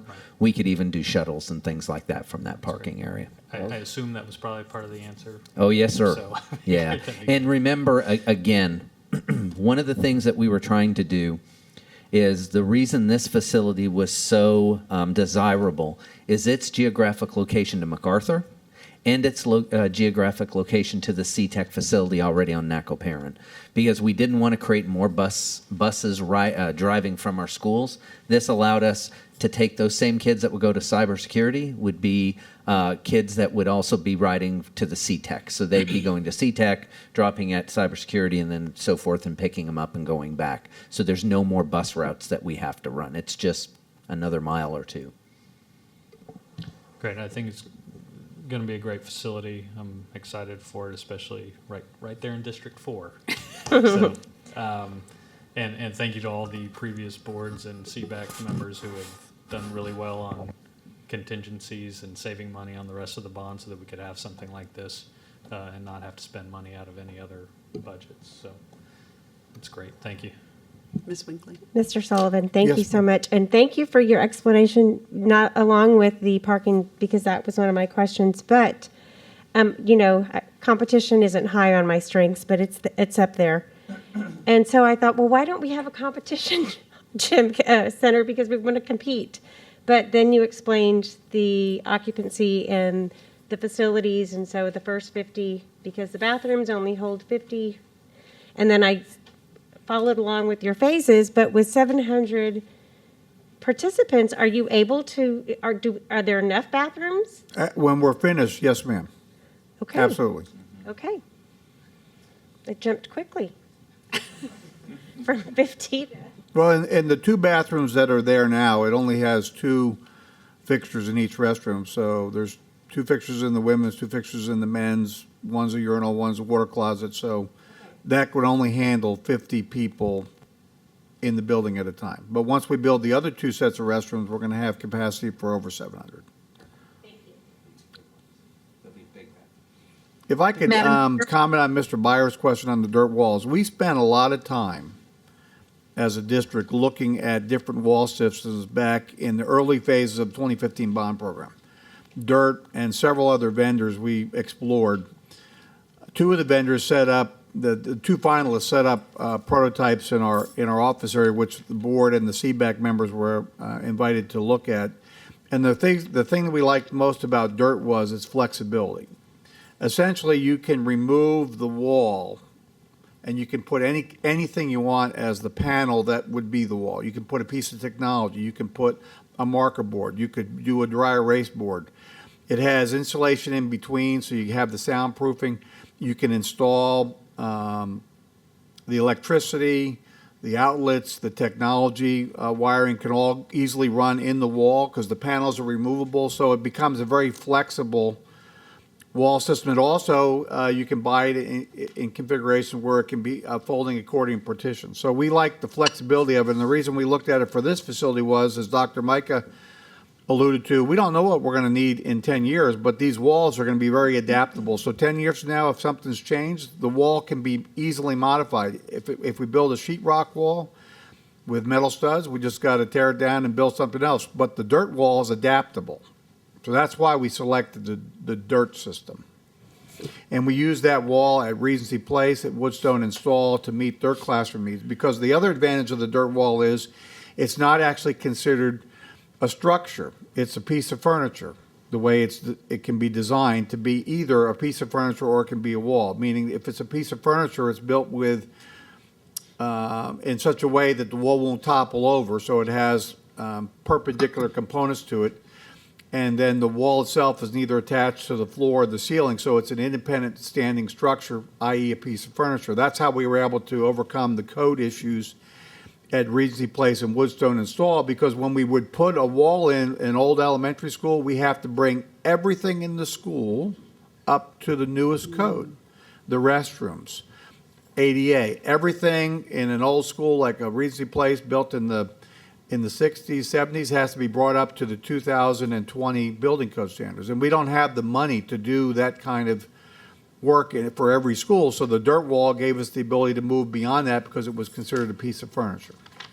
So the dirt wall is different than the typical room divider wall that you might see at hotels or convention centers that Yes, ma'am. that divides rooms or opens it up. It's not like that. It's not like that at all.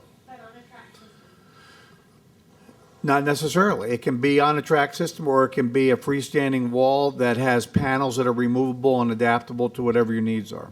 It can be both. It can be both. You can have a dirt wall that's like a folding accordion partition. You can have a dirt wall that's freestanding that has removable panels.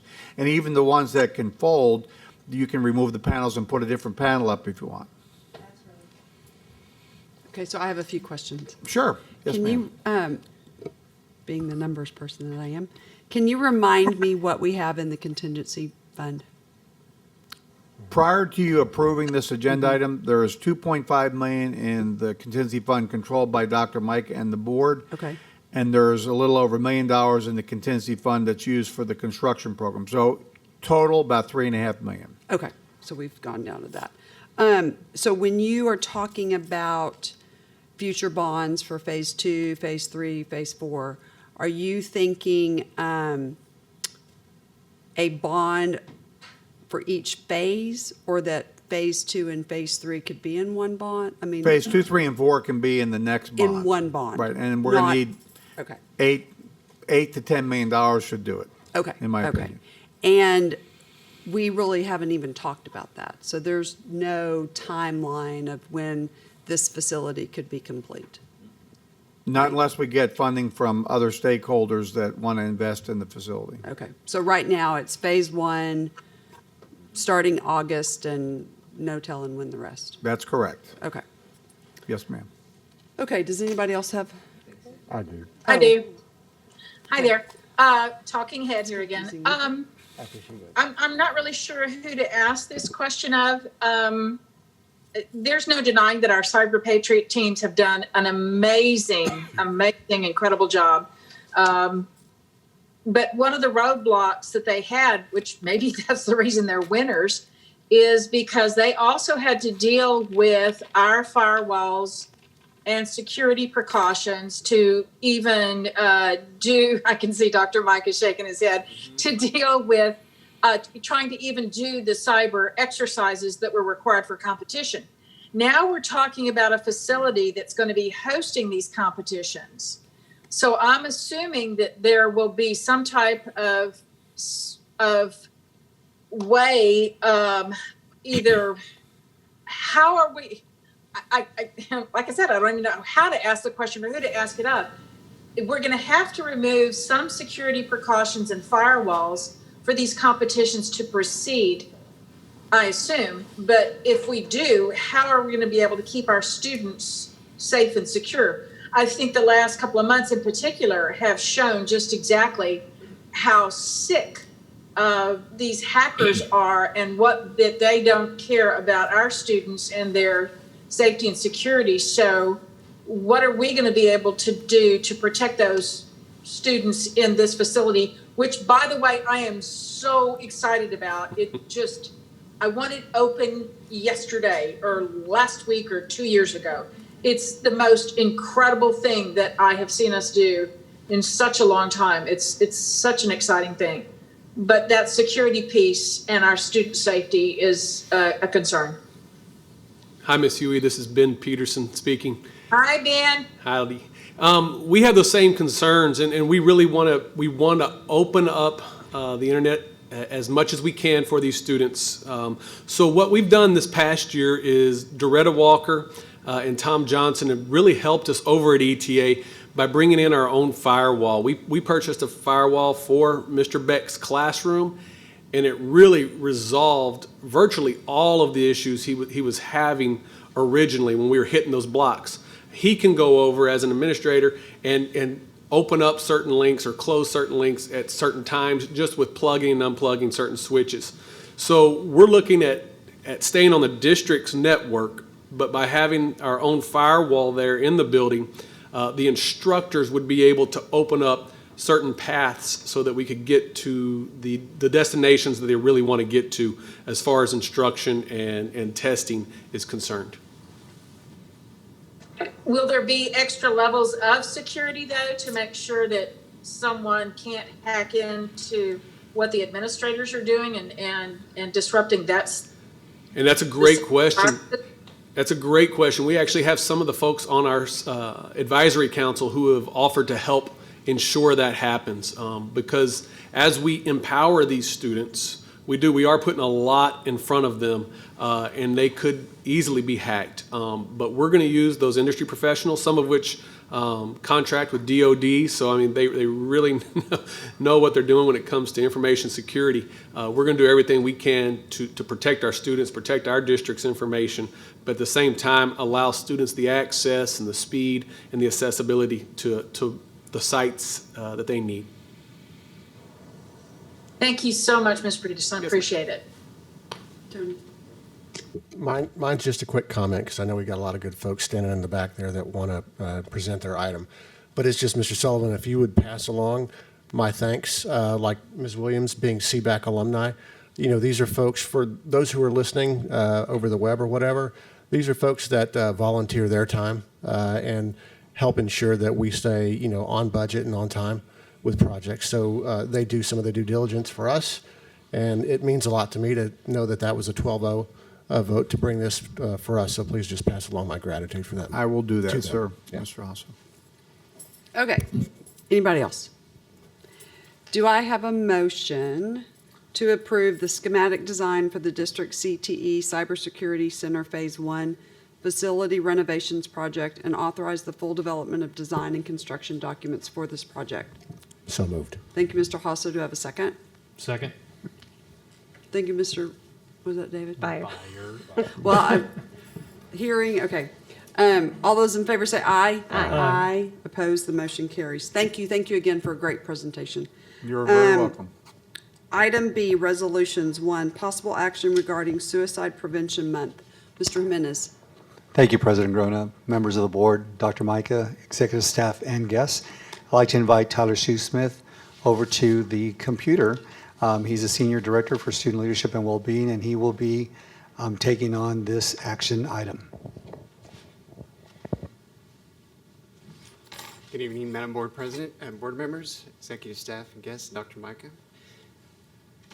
Give me just one moment here, please. Get this up and running.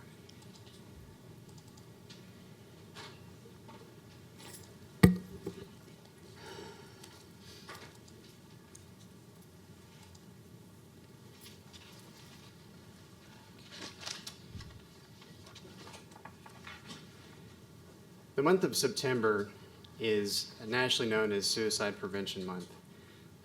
It also is an International Observance Month as well.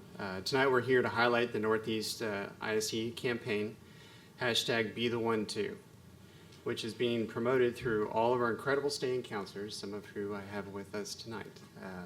Tonight I have these special guests to represent all the staying counselors, all 16 from across the district. 2 stand are our brand new members, recently replacing 2 stand counselors that had retired. With me, I have Julie Magadance, Farron Miller, and Kathy Johnson, who's here at the podium.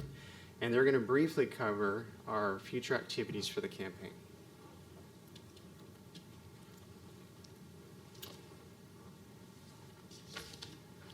When I was 15 years old, my older brother attempted suicide. I remember that heartache that my family went through. I also remember that nobody talked about suicide way back then. 10 years ago, my cousin died by suicide. He was in his early 20s. I have been an educator for 26 years, and I have known many students and families who've endured the pain and suffering caused by suicide. Maybe some of you here in this room may have had a family member, a friend, a coworker, a neighbor who've been impacted and endured the pain and suffering of suicide. The STAND team here today, we'd like to thank you for giving us this time to talk about this very difficult topic and empowering us to be the one to create an awareness in our community.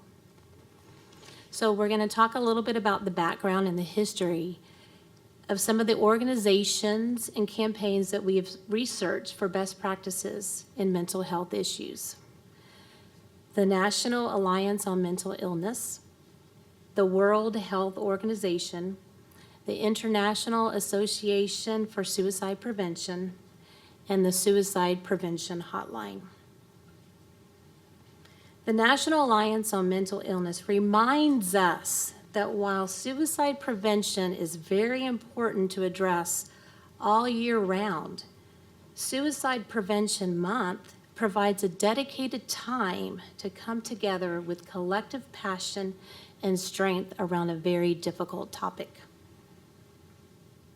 The truth is, we can all benefit from honest conversations about mental health conditions and suicide, because one conversation can change a life.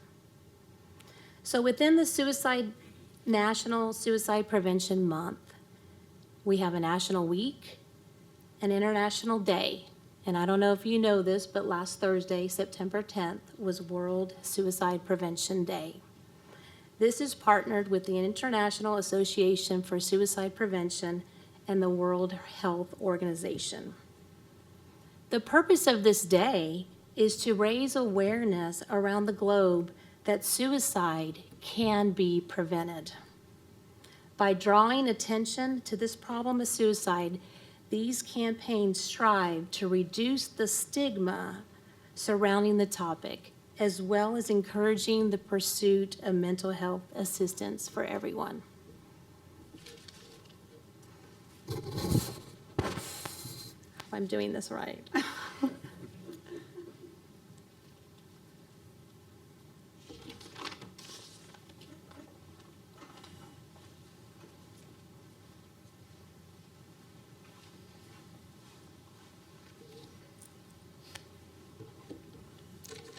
As we continue our conversation, bringing awareness to suicide prevention, it's important to state that current research acknowledges that frankly discussing suicide will likely reduce rather than increase suicidal ideations, which is thinking about or planning suicide. Research also shows that effective strategies that raise awareness of suicide and promote prevention strategies will increase youth resilience and may lead to improvements in overall mental health. It is our goal to continue encouraging and facilitating discussion of mental health, especially suicide prevention, in an open and safe platform. Before taking on a topic as important as this one, it is imperative that we, being staff, students, families, and our community have access to the resources we may need to honestly and effectively discuss suicide prevention. We want to show how everyone can take action and make an impact on someone's life.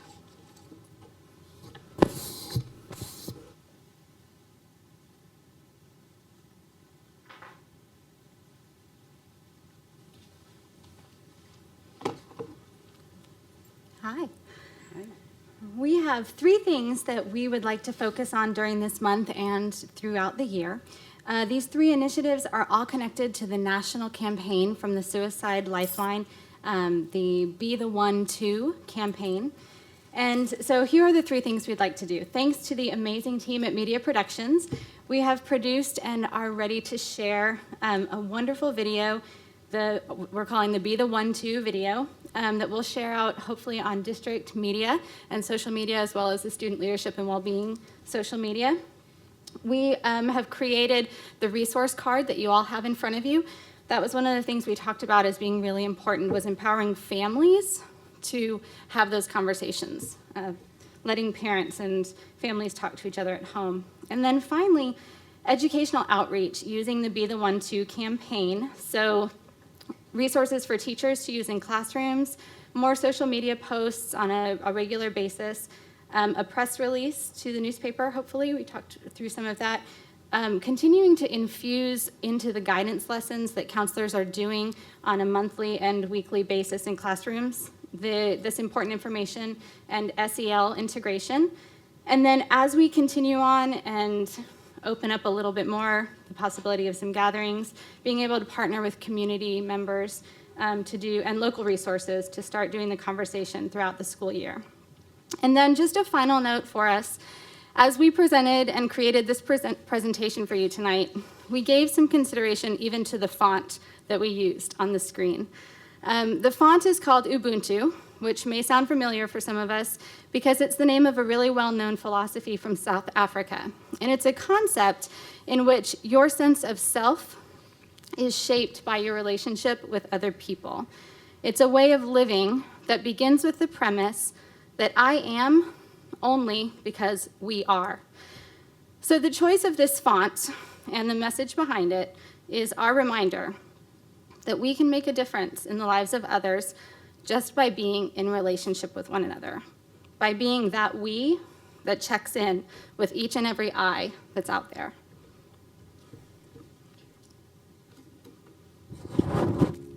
Be the one to talk about it. To notice.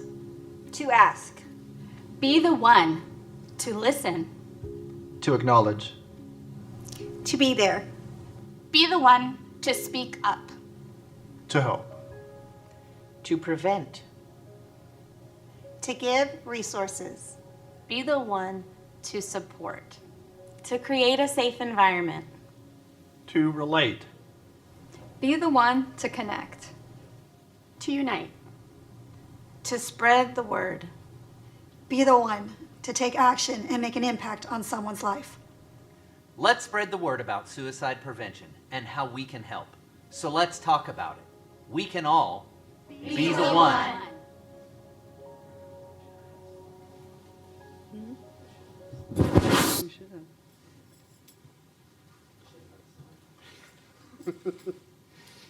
So with that, I would like to request and read the resolution for this evening, and then request that you approve the resolution for the board.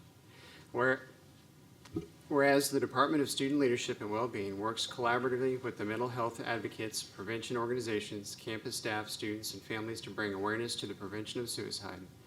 Effective prevention strategies that raise awareness of suicide and promote prevention will increase youth resilience.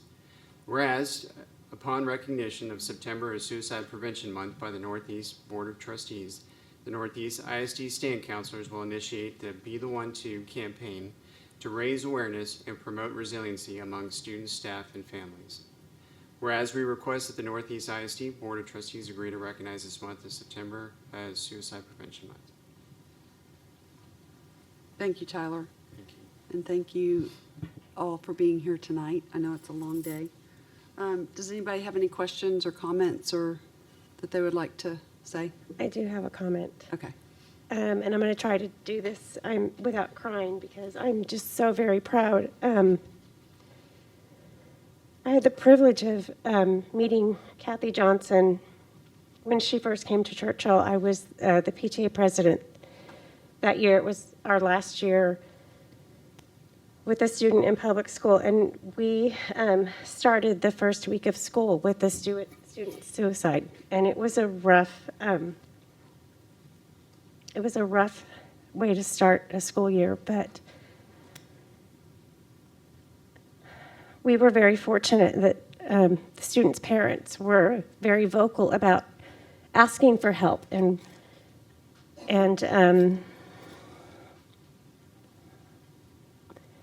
about mental health and the stigma that's often attached. They were very vocal and open, and I think it made a difference on campus, not just for students, but for our community, our staff as well. I am so proud of this district and the program that you put together, and I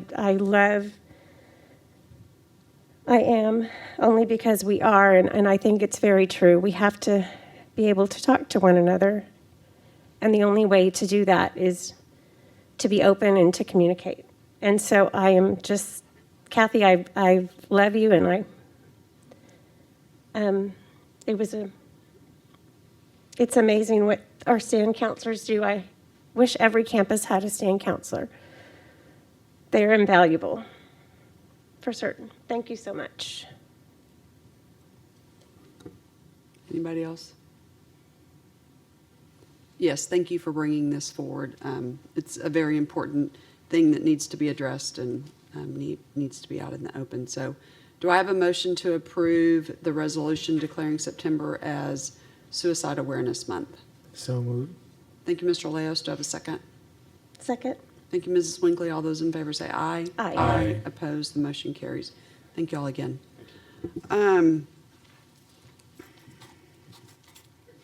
Item C, Board Policy 1, possible action regarding Board Policy Update 115, first reading. And this is Peggy Turner.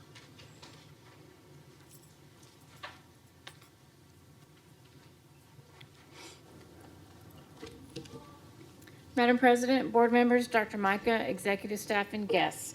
Presented for your approval is the first reading of Update 115, which consists of 12 local policies that were either added, revised, or deleted.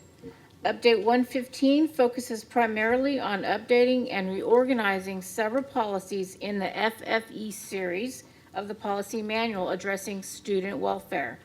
FFEA continues to focus on counseling and a new code. FFEB focuses on mental health provisions. Several policies have been revised to incorporate the new Title IX regulations effective August 14th, 2020. In addition, Update 115 includes several other policies affected by legislation from the 86th legislative session that were not included in Update 114 and incorporates numerous changes from the revised administrative code rules. Legal policies, as a reminder, are included for reference but do not require approval. Staff members are available for questions that you may have. Thank you. Thank you. Does anybody have any questions about this update? Mr. Byer? I had, I think, two things or one thing I noticed on one question. In FFH local, student welfare, it's on, in our packet, it was page 39. We have, the subject is a false claim, and it... Page 39. Yeah, page 39 in our... It's at the bottom of that policy. Okay. And this is just a technical thing. I think that it's crossed out to be removed, but then it's shown as added on page 45, and it looked like the language was exactly the same. And so I don't know if we just have to technically show it as moved and not removed and then added, because there's other areas in there that are, if it's green and crossed through, that means being moved somewhere else. And I don't know if... I'm sorry. Hi, thank you. To answer your question on that one, yes, anytime they decide to rearrange something, they have to strike it in one area in green and add it in red. That's just to show that it was moved to a different area. Okay, maybe I misunderstood. In another area, I thought it looked like it was struck in green and then added in green underlined to show that it got moved. But in this case, it's completely, it's in red crossed out, meaning that it got removed. It got removed as in red and added in green. No, it got added in blue. In blue, I'm sorry, added in blue. Technical. My fault, yes. Well, I guess my point is in other areas, it's being shown as crossed out in green and then underlined in green where it got moved to. I'm just making sure we're doing this right. I'm not. If it's fine, the language is the same, so I guess it really doesn't matter. But technicality, I didn't know if that mattered or not. So maybe just take a look at that. Okay. And then I guess the other question I had was FMF local, which was on page 57, and the whole thing just got removed. Is there what was the reasoning behind that? Is there a Mr. Byer, I can answer that. student activities contest? The explanation was that this was not required to be in board policy, so Okay. they just removed it. Okay, that's fine. I just want to make sure there wasn't something that we missed that was added somewhere else. That's all. Anybody else have any questions? I actually Mr. have one.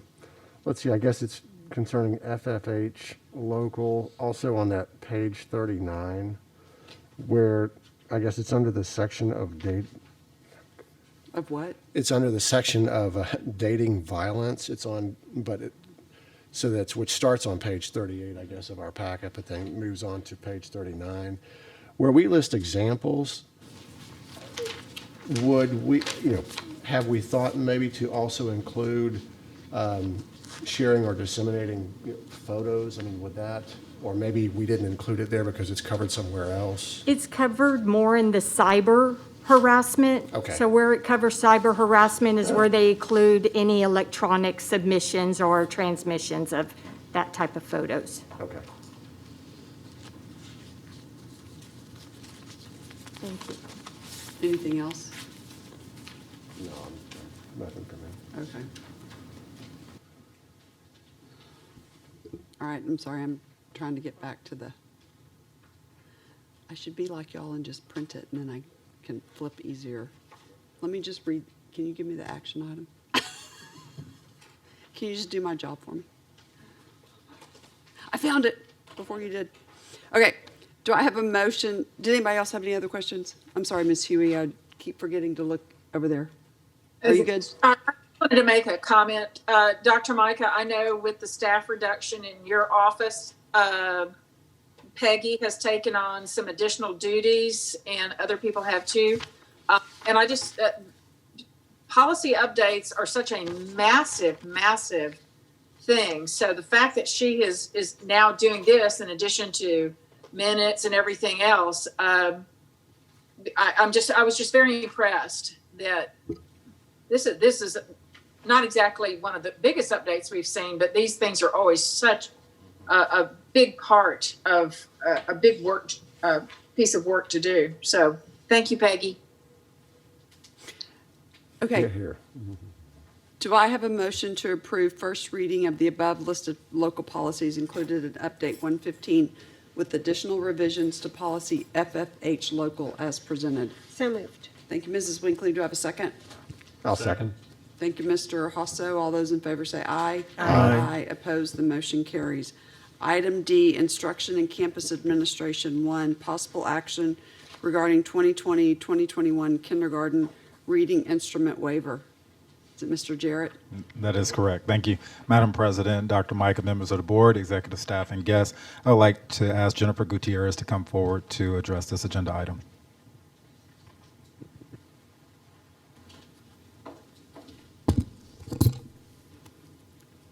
Good evening, Madam President, members of the board, Dr. Micah, executive staff, and guests. This evening, we're going to talk about the reading kindergarten screener that is required of all kindergarten students during entry into kindergarten. So House Bill 3 requires districts to assess kindergarten students upon entry with an instrument that is approved by the commissioner. So the commissioner, through House Bill 3, approved TexKIA, Texas Kinder Early Assessment, as the adopted screener. Now, we found out about this change in the fall. So last fall, we knew that this was going to be in place starting the 2020-21 school year. And our team has been preparing to transition and to provide information and training to our teachers. But unfortunately, CLI, which is the Children's Learning Institute, and they provide the training materials, the assessment platform, and all of the information for the assessment. They released the information very slowly due to COVID closures, and it did not give us enough time to prepare our teachers. So the information has been released now, but we're very concerned with adding this to our kindergarten teachers at this time based on our current situation, as they would have to learn a completely new platform. They would have to manually enter all of the scores for their students. And 2 weeks ago, we found out that parents would have to help facilitate the assessment in a virtual environment. So our teachers would have to work very closely with parents and train the parents to help facilitate that assessment. So submitting a waiver would allow us to continue to use MAP, Measure of Academic Progress, which is our current instrument at kinder through 5th grade. And this would allow us the consistency. Our teachers already are familiar with this platform, and we are very, we know that we can get the same results with MAP to assess our students' needs and be able to provide the support that they need. So I can answer any questions that you may have about the information or the assessments. Any questions? I just had one question. So how are they able to assess with MAP differently because they're still in a virtual situation? So MAP has remote assessment, but it's done through the student's computer. With this text Kia assessment, the teacher would have to work with the parent. The parent would have the screening instrument, the materials, and the parent would have to point to what the teacher is asking of the child, and then the child would have to respond, rather than right now, our current assessments that our students at 1st through 5th grade are taking are all done through a computer. And so how was that done with the kindergartner and a computer? They use the iPad, which is a system that they're familiar with, and then we would wait until October. Of course they are. Yes. Okay. To assess. Okay, thank you. Yes. Any other questions for Ms. Gutierrez? Okay, do I have a motion to grant administrative staff permission to submit a one-year waiver on behalf of the district to TEA? This waiver will allow us to use MAP growth reading in lieu of the instruments approved by the commissioner. So moved. Thank you, Mr. Hasso. Do I have a second? Oh, second. Thank you, Mr. Leas. All those in favor say aye. Aye. Aye. Opposed, the motion carries. Thank you. Thank you so much. Item E, Business Services. 1, possible action regarding adoption of 2020-2021 tax rate from one of two options. Mr. Villarreal. Yes, Madam President, members of the board, Dr. Mike, executive staff, and guests. Tonight we bring you the 2021 tax rate adoption. We had discussed this back in our budget study sessions, and we had posted on June 11th a notice to the public in the paper. And I call on Brian Moy, our Executive Director of Accounting and Finance, to discuss it further. Thank you, Dan. Good evening, Madam President, members of the board, Dr. Micah, executive staff, and guests. This is a very different tax adoption than you guys have ever seen. For the first time, the district administration has prepared two options for you to choose from.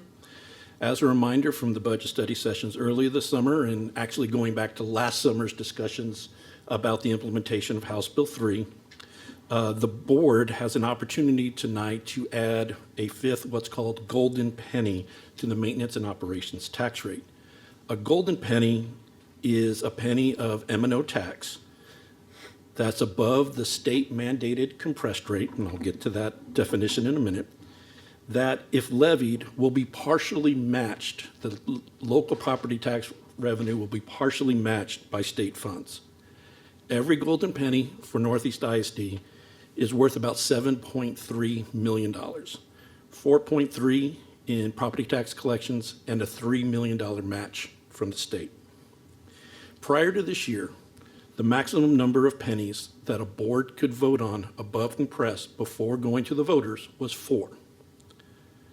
Under House Bill 3 in the 2019 legislative session, the state said the board could levy a fifth penny above compressed, but only this year and only if the vote is unanimous. Okay, so I mentioned that term, the compressed rate. As a reminder, to limit the growth of property taxes on our taxpayers, the tax rate setting formula compresses the M&O rate every year. The amount that you levy is the number of golden pennies plus that compressed rate. For this year, that base compressed rate is calculated at 91.34 cents. So the two options before you, if you look on the action item for M&O tax rate, are 96.34 cents or 95.34 cents. So either 5 pennies or 4 pennies above compressed. Just to let you know, even if the board elects the fifth golden penny, the M&O rate is still a reduction from last year's M&O rate. Even adding the fifth golden penny, the total tax rate will have gone down if you were to vote on the fifth penny by more than 17 cents over the last 6 years. Including tonight's vote, if you adopt option 1, the INS rate will have been lowered 5 out of the last 6 years for a total of about 9.5 cents. And if you look at last year's compression and this year's compression on the M&O side, the M&O rate will have dropped about 7.5 cents. That's a 12% reduction in the total tax rate over the last 6 years. Finally, before I open it up for questions, I want to draw your attention to something that's in the attached ordinances. No matter which option you choose, the ordinance has to have this particular language in it. It's the part towards the bottom that's in all caps. It says this tax rate will raise more taxes for maintenance and operations than last year's rate. That language is unfortunate. To put it simply, school district property taxes are governed by 2 sections of code, Chapter 44 of the Education Code and Chapter 26 of the Tax Code. Those two are not necessarily reconciled to each other and appears to not take into account every possible scenario of property tax growth, what you levy, what your compressed rate is, but the language in the statute is inflexible. So even though you would be lowering the M&O rate, these convoluted formulas in the background trigger the section of code which requires this language. So literally, I had to put in the ordinances for you to review that would, by doing this, you would be effectively raising the taxes on a $100,000 house by negative $7 or negative $17, depending on which option you choose. I don't know about you, when I went to school, I never learned how to raise something by a negative. So just want to get out there. I wish there was a way around it, but there's not. They just want to confuse us. And they do a very good job. Yeah. Okay, and now I'm open to any questions you have. Okay, so I'll let others ask questions first. I don't really have a question. Could you go over some of those stats, because I think they're important to repeat, just because I think it, for goodness sakes, one of these days I'm going to remember to take this off when I want to start speaking. But I think it really speaks to the, great job, the diligent job that you and Mr. Villarreal and all of your staff do to help, really manage our money the best way you can. At the end of the day, we get what we get from the state, but you guys always seem to do a really fantastic job of making sure that we're being fiscally responsible with the money that we have. Part of that, I know, is being always safe, but at the same time innovative too with our bond portfolio, because we're able to really do things like go through the 2015 bond. And if memory serves, I wasn't on the board then, but was just an interested stakeholder, and I remember hearing that we could issue that money without raising taxes, and we haven't not just done that, we've actually lowered taxes every year since we went through that bond. Correct. After we did one of the community presentations, a taxpayer came up to me and said, there is no way you can issue $500 million in bonds and not raise the INS tax rate.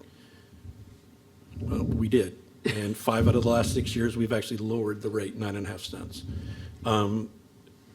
With the new property tax compression formulas on M&O, Like I said, it's going to be about a 7.5 cent, or if you go with option 2, 8.5 cent reduction to the M&O rate over 2 years. 17-cent reduction roughly over the last 6 years to the tax rate. Thank you. I just got confused. We're lowering it by 7 cents this year, you said? No, if you combine last year's compression Oh, okay, and this year's okay, compression, okay, it's about okay. 7.5 cents. Okay. Sorry. Were you finished? Yes, ma'am. Okay, did anybody else have any questions? Remind me how much we've been able to reduce or maybe that's is that going to be another agenda item where we talk about paying off bonds and how much we've been able, okay, so never mind. I'll save that one for later. So we need to decide if we want to take that golden penny, right? That's what we need to decide. Correct. So if we take the golden penny, we then add how much to M&O? You add $7.5 million $1 annually, but if you choose not to do it this year, then unless the legislature opens up another window for the board to do it, that's it. One shot or never. So $7.5 million annually, but only if done this summer. Okay. All right, so do I have a motion? Well, does anybody have questions or talk about that? So do I have a motion to select option 1 and adopt the attached ordinance levying the maintenance and operations and interest in sinking debt service taxes for the 2020-2021 year? And option 1 is taking the golden penny. Correct. Option 1 is setting a maintenance and operations tax rate of 96.34 cents and an interest and sinking tax rate of 30.5 cents. Mr. Moy, and it has to be by a unanimous vote.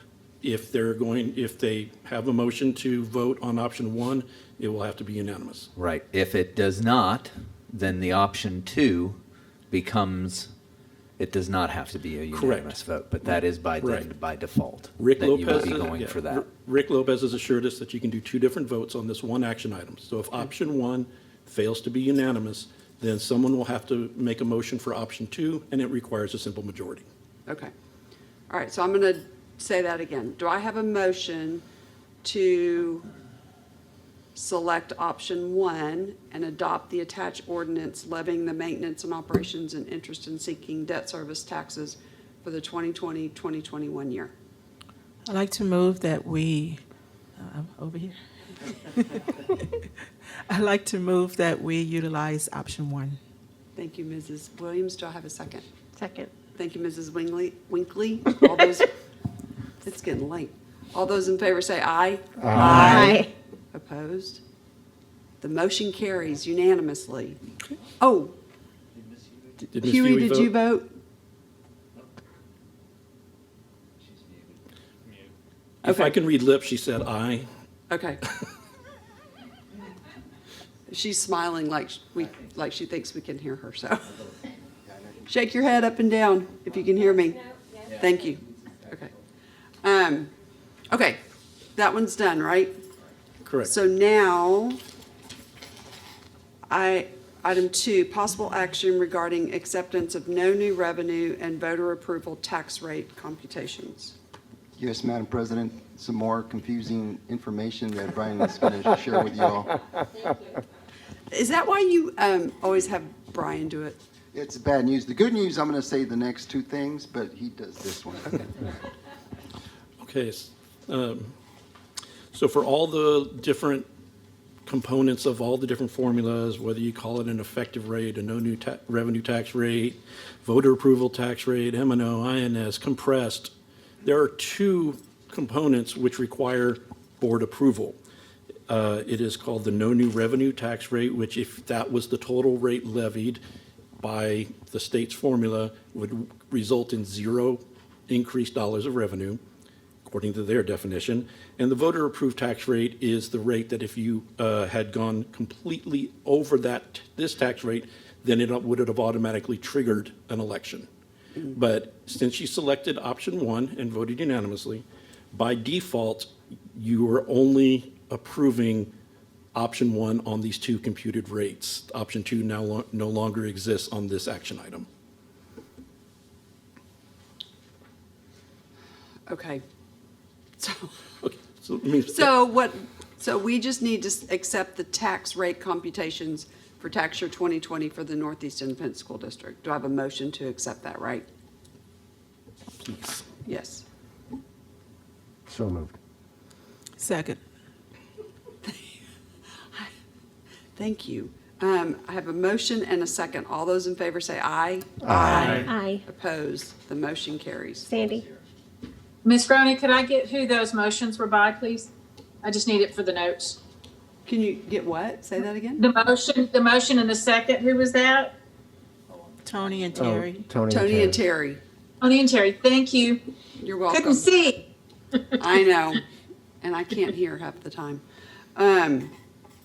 Okay, item 3, possible action regarding defeasance and calling for redemption certain currently outstanding obligations designated as Northeast Independent School District Variable Rate Unlimited Tax School Building Bonds Series 2013B.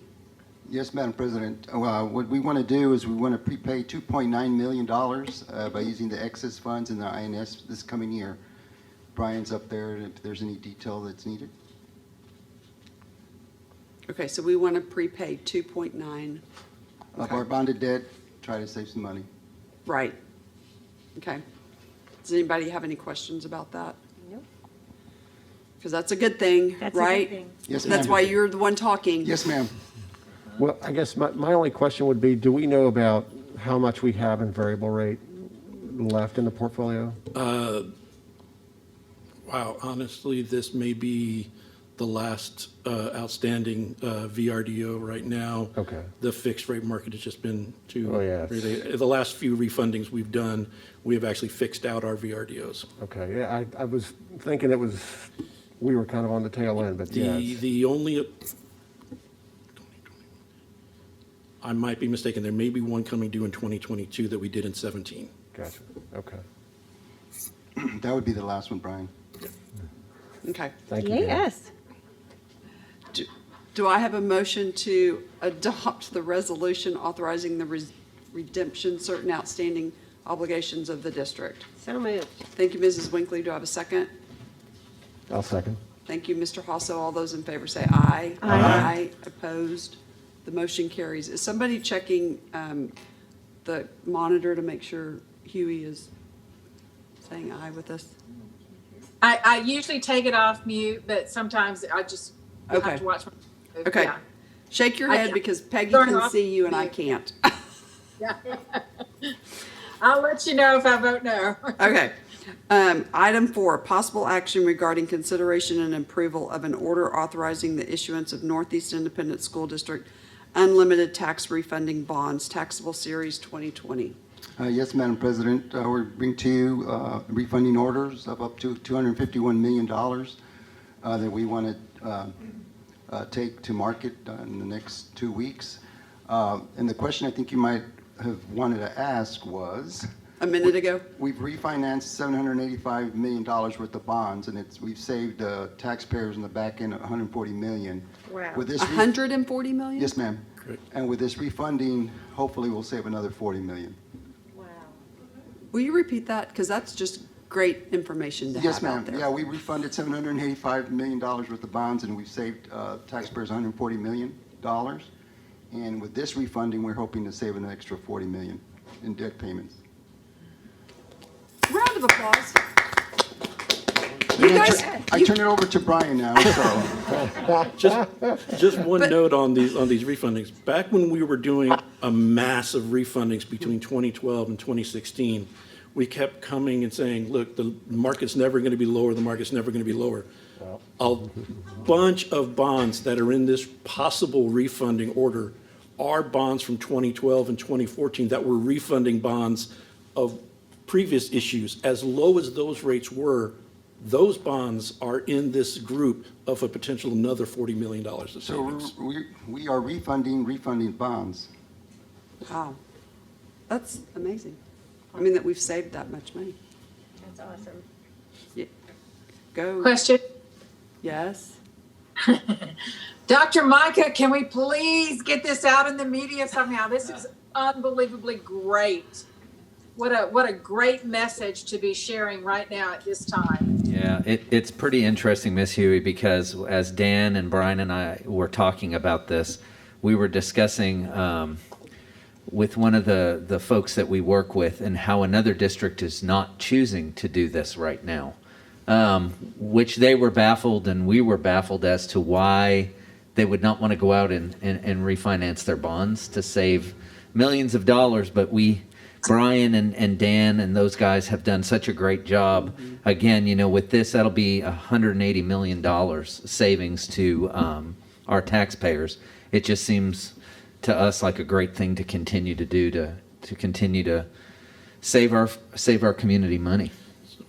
What a Seems like a huge no-brainer. accomplishment. So thank you so much. Did you want to say something? Great point of pride I for the did. district. Yeah, and you're right. I actually am astounded that somebody wouldn't want to go through with something like this, just because it's and Mr. Moy might be able to share a little bit more, but I know these are being done taxable as opposed to the traditional way of tax exempt. But no one wishes for a pandemic, but because of this, rates have just come down significantly. So several years ago, the federal government outlawed what's called tax-exempt advanced refunding bonds, meaning you could only set up a refunding bond within 1 year of the year that bond matured.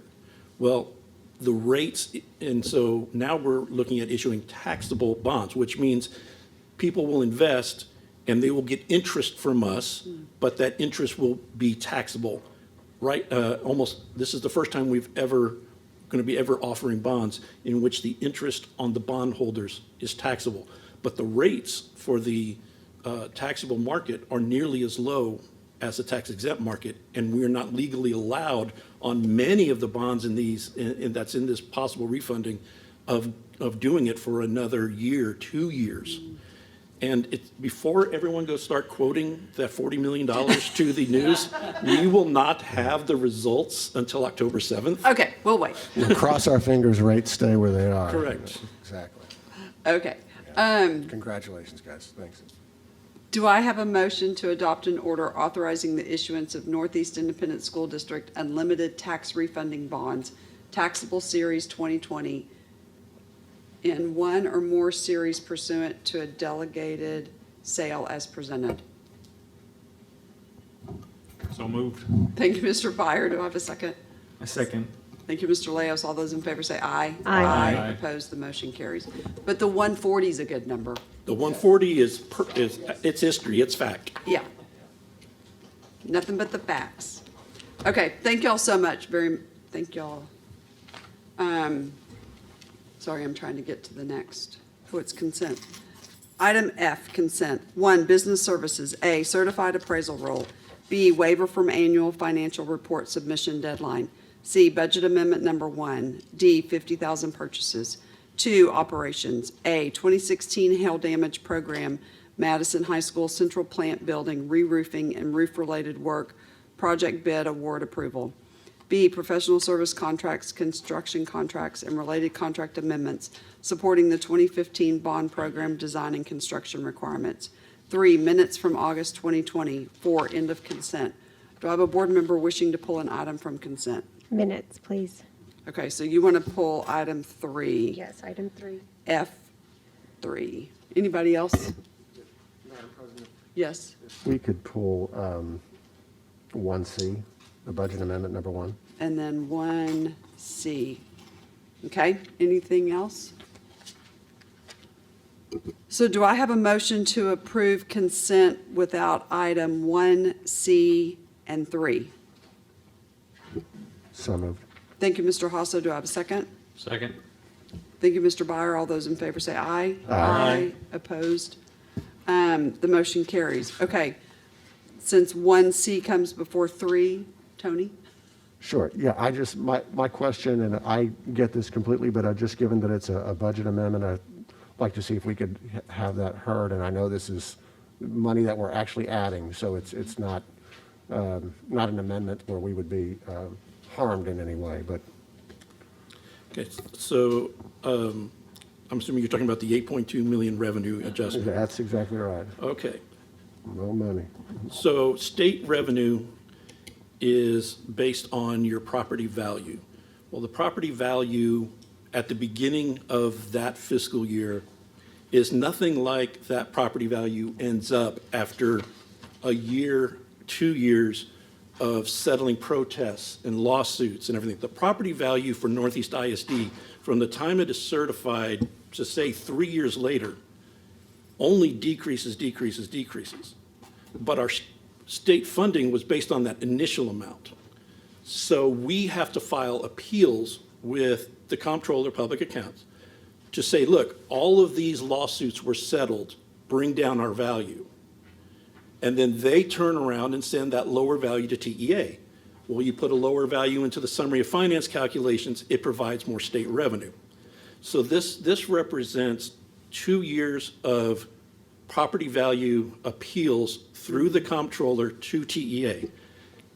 This is very unusual for any one appeal to be this large, but the comptroller's office basically stopped processing these for about 2 years.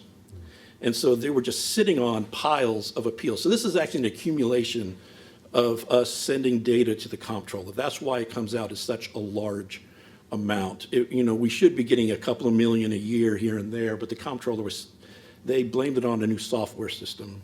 And so lucky us, they finally decided to process them. Okay. And I would think timely too, given that we're anticipating, not as much money from the state maybe in coming years. Okay. Ms. Winkling, item 3. Yes, so the special meeting on August 13th, I was in attendance, but as a monitor. On monitor, and I'm shown as not present.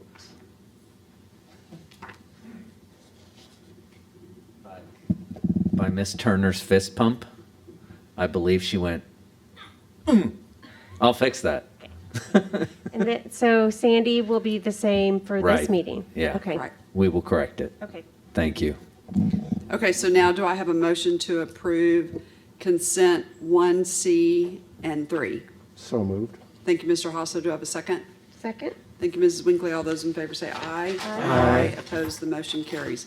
Item 9, reports. A, interim financial and management report, that's been provided for you. B, awarded bid report, that's been provided for you. Item 10, matters from the floor. The trustees welcome comments from members of the public during this time of the meeting. Generally, board members do not respond to public comments during the meeting, although members may request further information or a future agenda item on a matter raised during public comment. As explained fully in the board's written procedures for this time, the matters from the floor portion is a limited public forum. Accordingly, speakers may present on a topic related to district business for up to 3 minutes, but are not permitted to make 1, personal complaints about an individual staff or board member that should be raised using the district's grievance policies. 2, a personnel action. 3, a student disciplinary matter. 4, a complaint about a particular student. 5, or pending litigation. Any person who persists in speaking on these topics after being directed not to do so will lose the remainder of their time to speak and may lose their privilege of addressing the board at future meetings. We also welcome written comments at any time, either through email at board@neisd.net or by mail care of the superintendent's office at 8961 Tesoro Drive, 6th floor, San Antonio, Texas 78217. Since Ms. Huey's not here, I will do the timekeeper. And Patsy Esterline.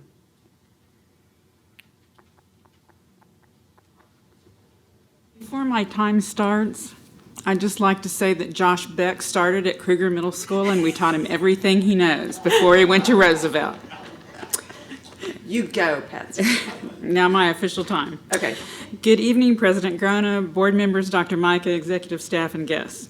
My name is Patsy Esterline. I'm the president of the Northeast AFT. Our address is 10615 Perrin Bidle, Suite 203, San Antonio, Texas 78217. We have been surveying our members, and I would like to present some concerns. First, Most teachers are concerned about phase 2, starting before we see if people followed social distancing, wore masks, and washed their hands during the Labor Day weekend. Could we delay phase 2 a week or two to make sure we are not contributing to a potential surge that we know may happen based on other holiday weekends? That would start phase 2 on September 28th or even October 5th. You can't undo an action, but you can delay it. Second, teachers are concerned about substitutes. They are being told that teachers or teacher assistants may have to cover for teachers that have students in their classrooms if a sub is not available. Northeast AFT requests that those teachers and assistants be paid for that time. The district already has the money set aside for the subs, so paying the teachers and assistants that are performing those sub duties does not affect the budget. Northeast AFT was told that the district hired 800 new substitutes. However, how are the subs to handle an assignment of a teacher virtually teaching his or her class? Is the district providing the sub a computer? It's all very confusing. Third, some teachers are not getting their conference periods within the school day according to Texas school law, and some aren't getting their 30-minute duty-free lunch. According to Texas Education Code, Section 21.404 states that the conference will be within the instructional day, not before it starts. With the AB schedule for secondary schools, some teachers are dealing with students in their classrooms all day, defeating the purpose of the 45-minute planning and preparation time. Plus, these teachers are having to wait for someone to watch their students so they can even have a bathroom break. Also, because teachers must walk students to lunch and pick them up from lunch, teachers are not getting a 30-minute duty-free lunch. With some teachers not getting their conference periods on certain days, that 30-minute duty-free lunch is the only break they're getting. It's only going to get more complicated as more students return to school. Northeast AFT asks that you remedy these concerns. Thank you. Thank you. Item 11, discussion and possible action regarding board members' requests for items to be placed on a future agenda and our request for reports from the administration. Do I have a board member wishing for anything to be placed on an agenda? If not, item 12, adjournment, and the time is 9:06. Thank you all for being here.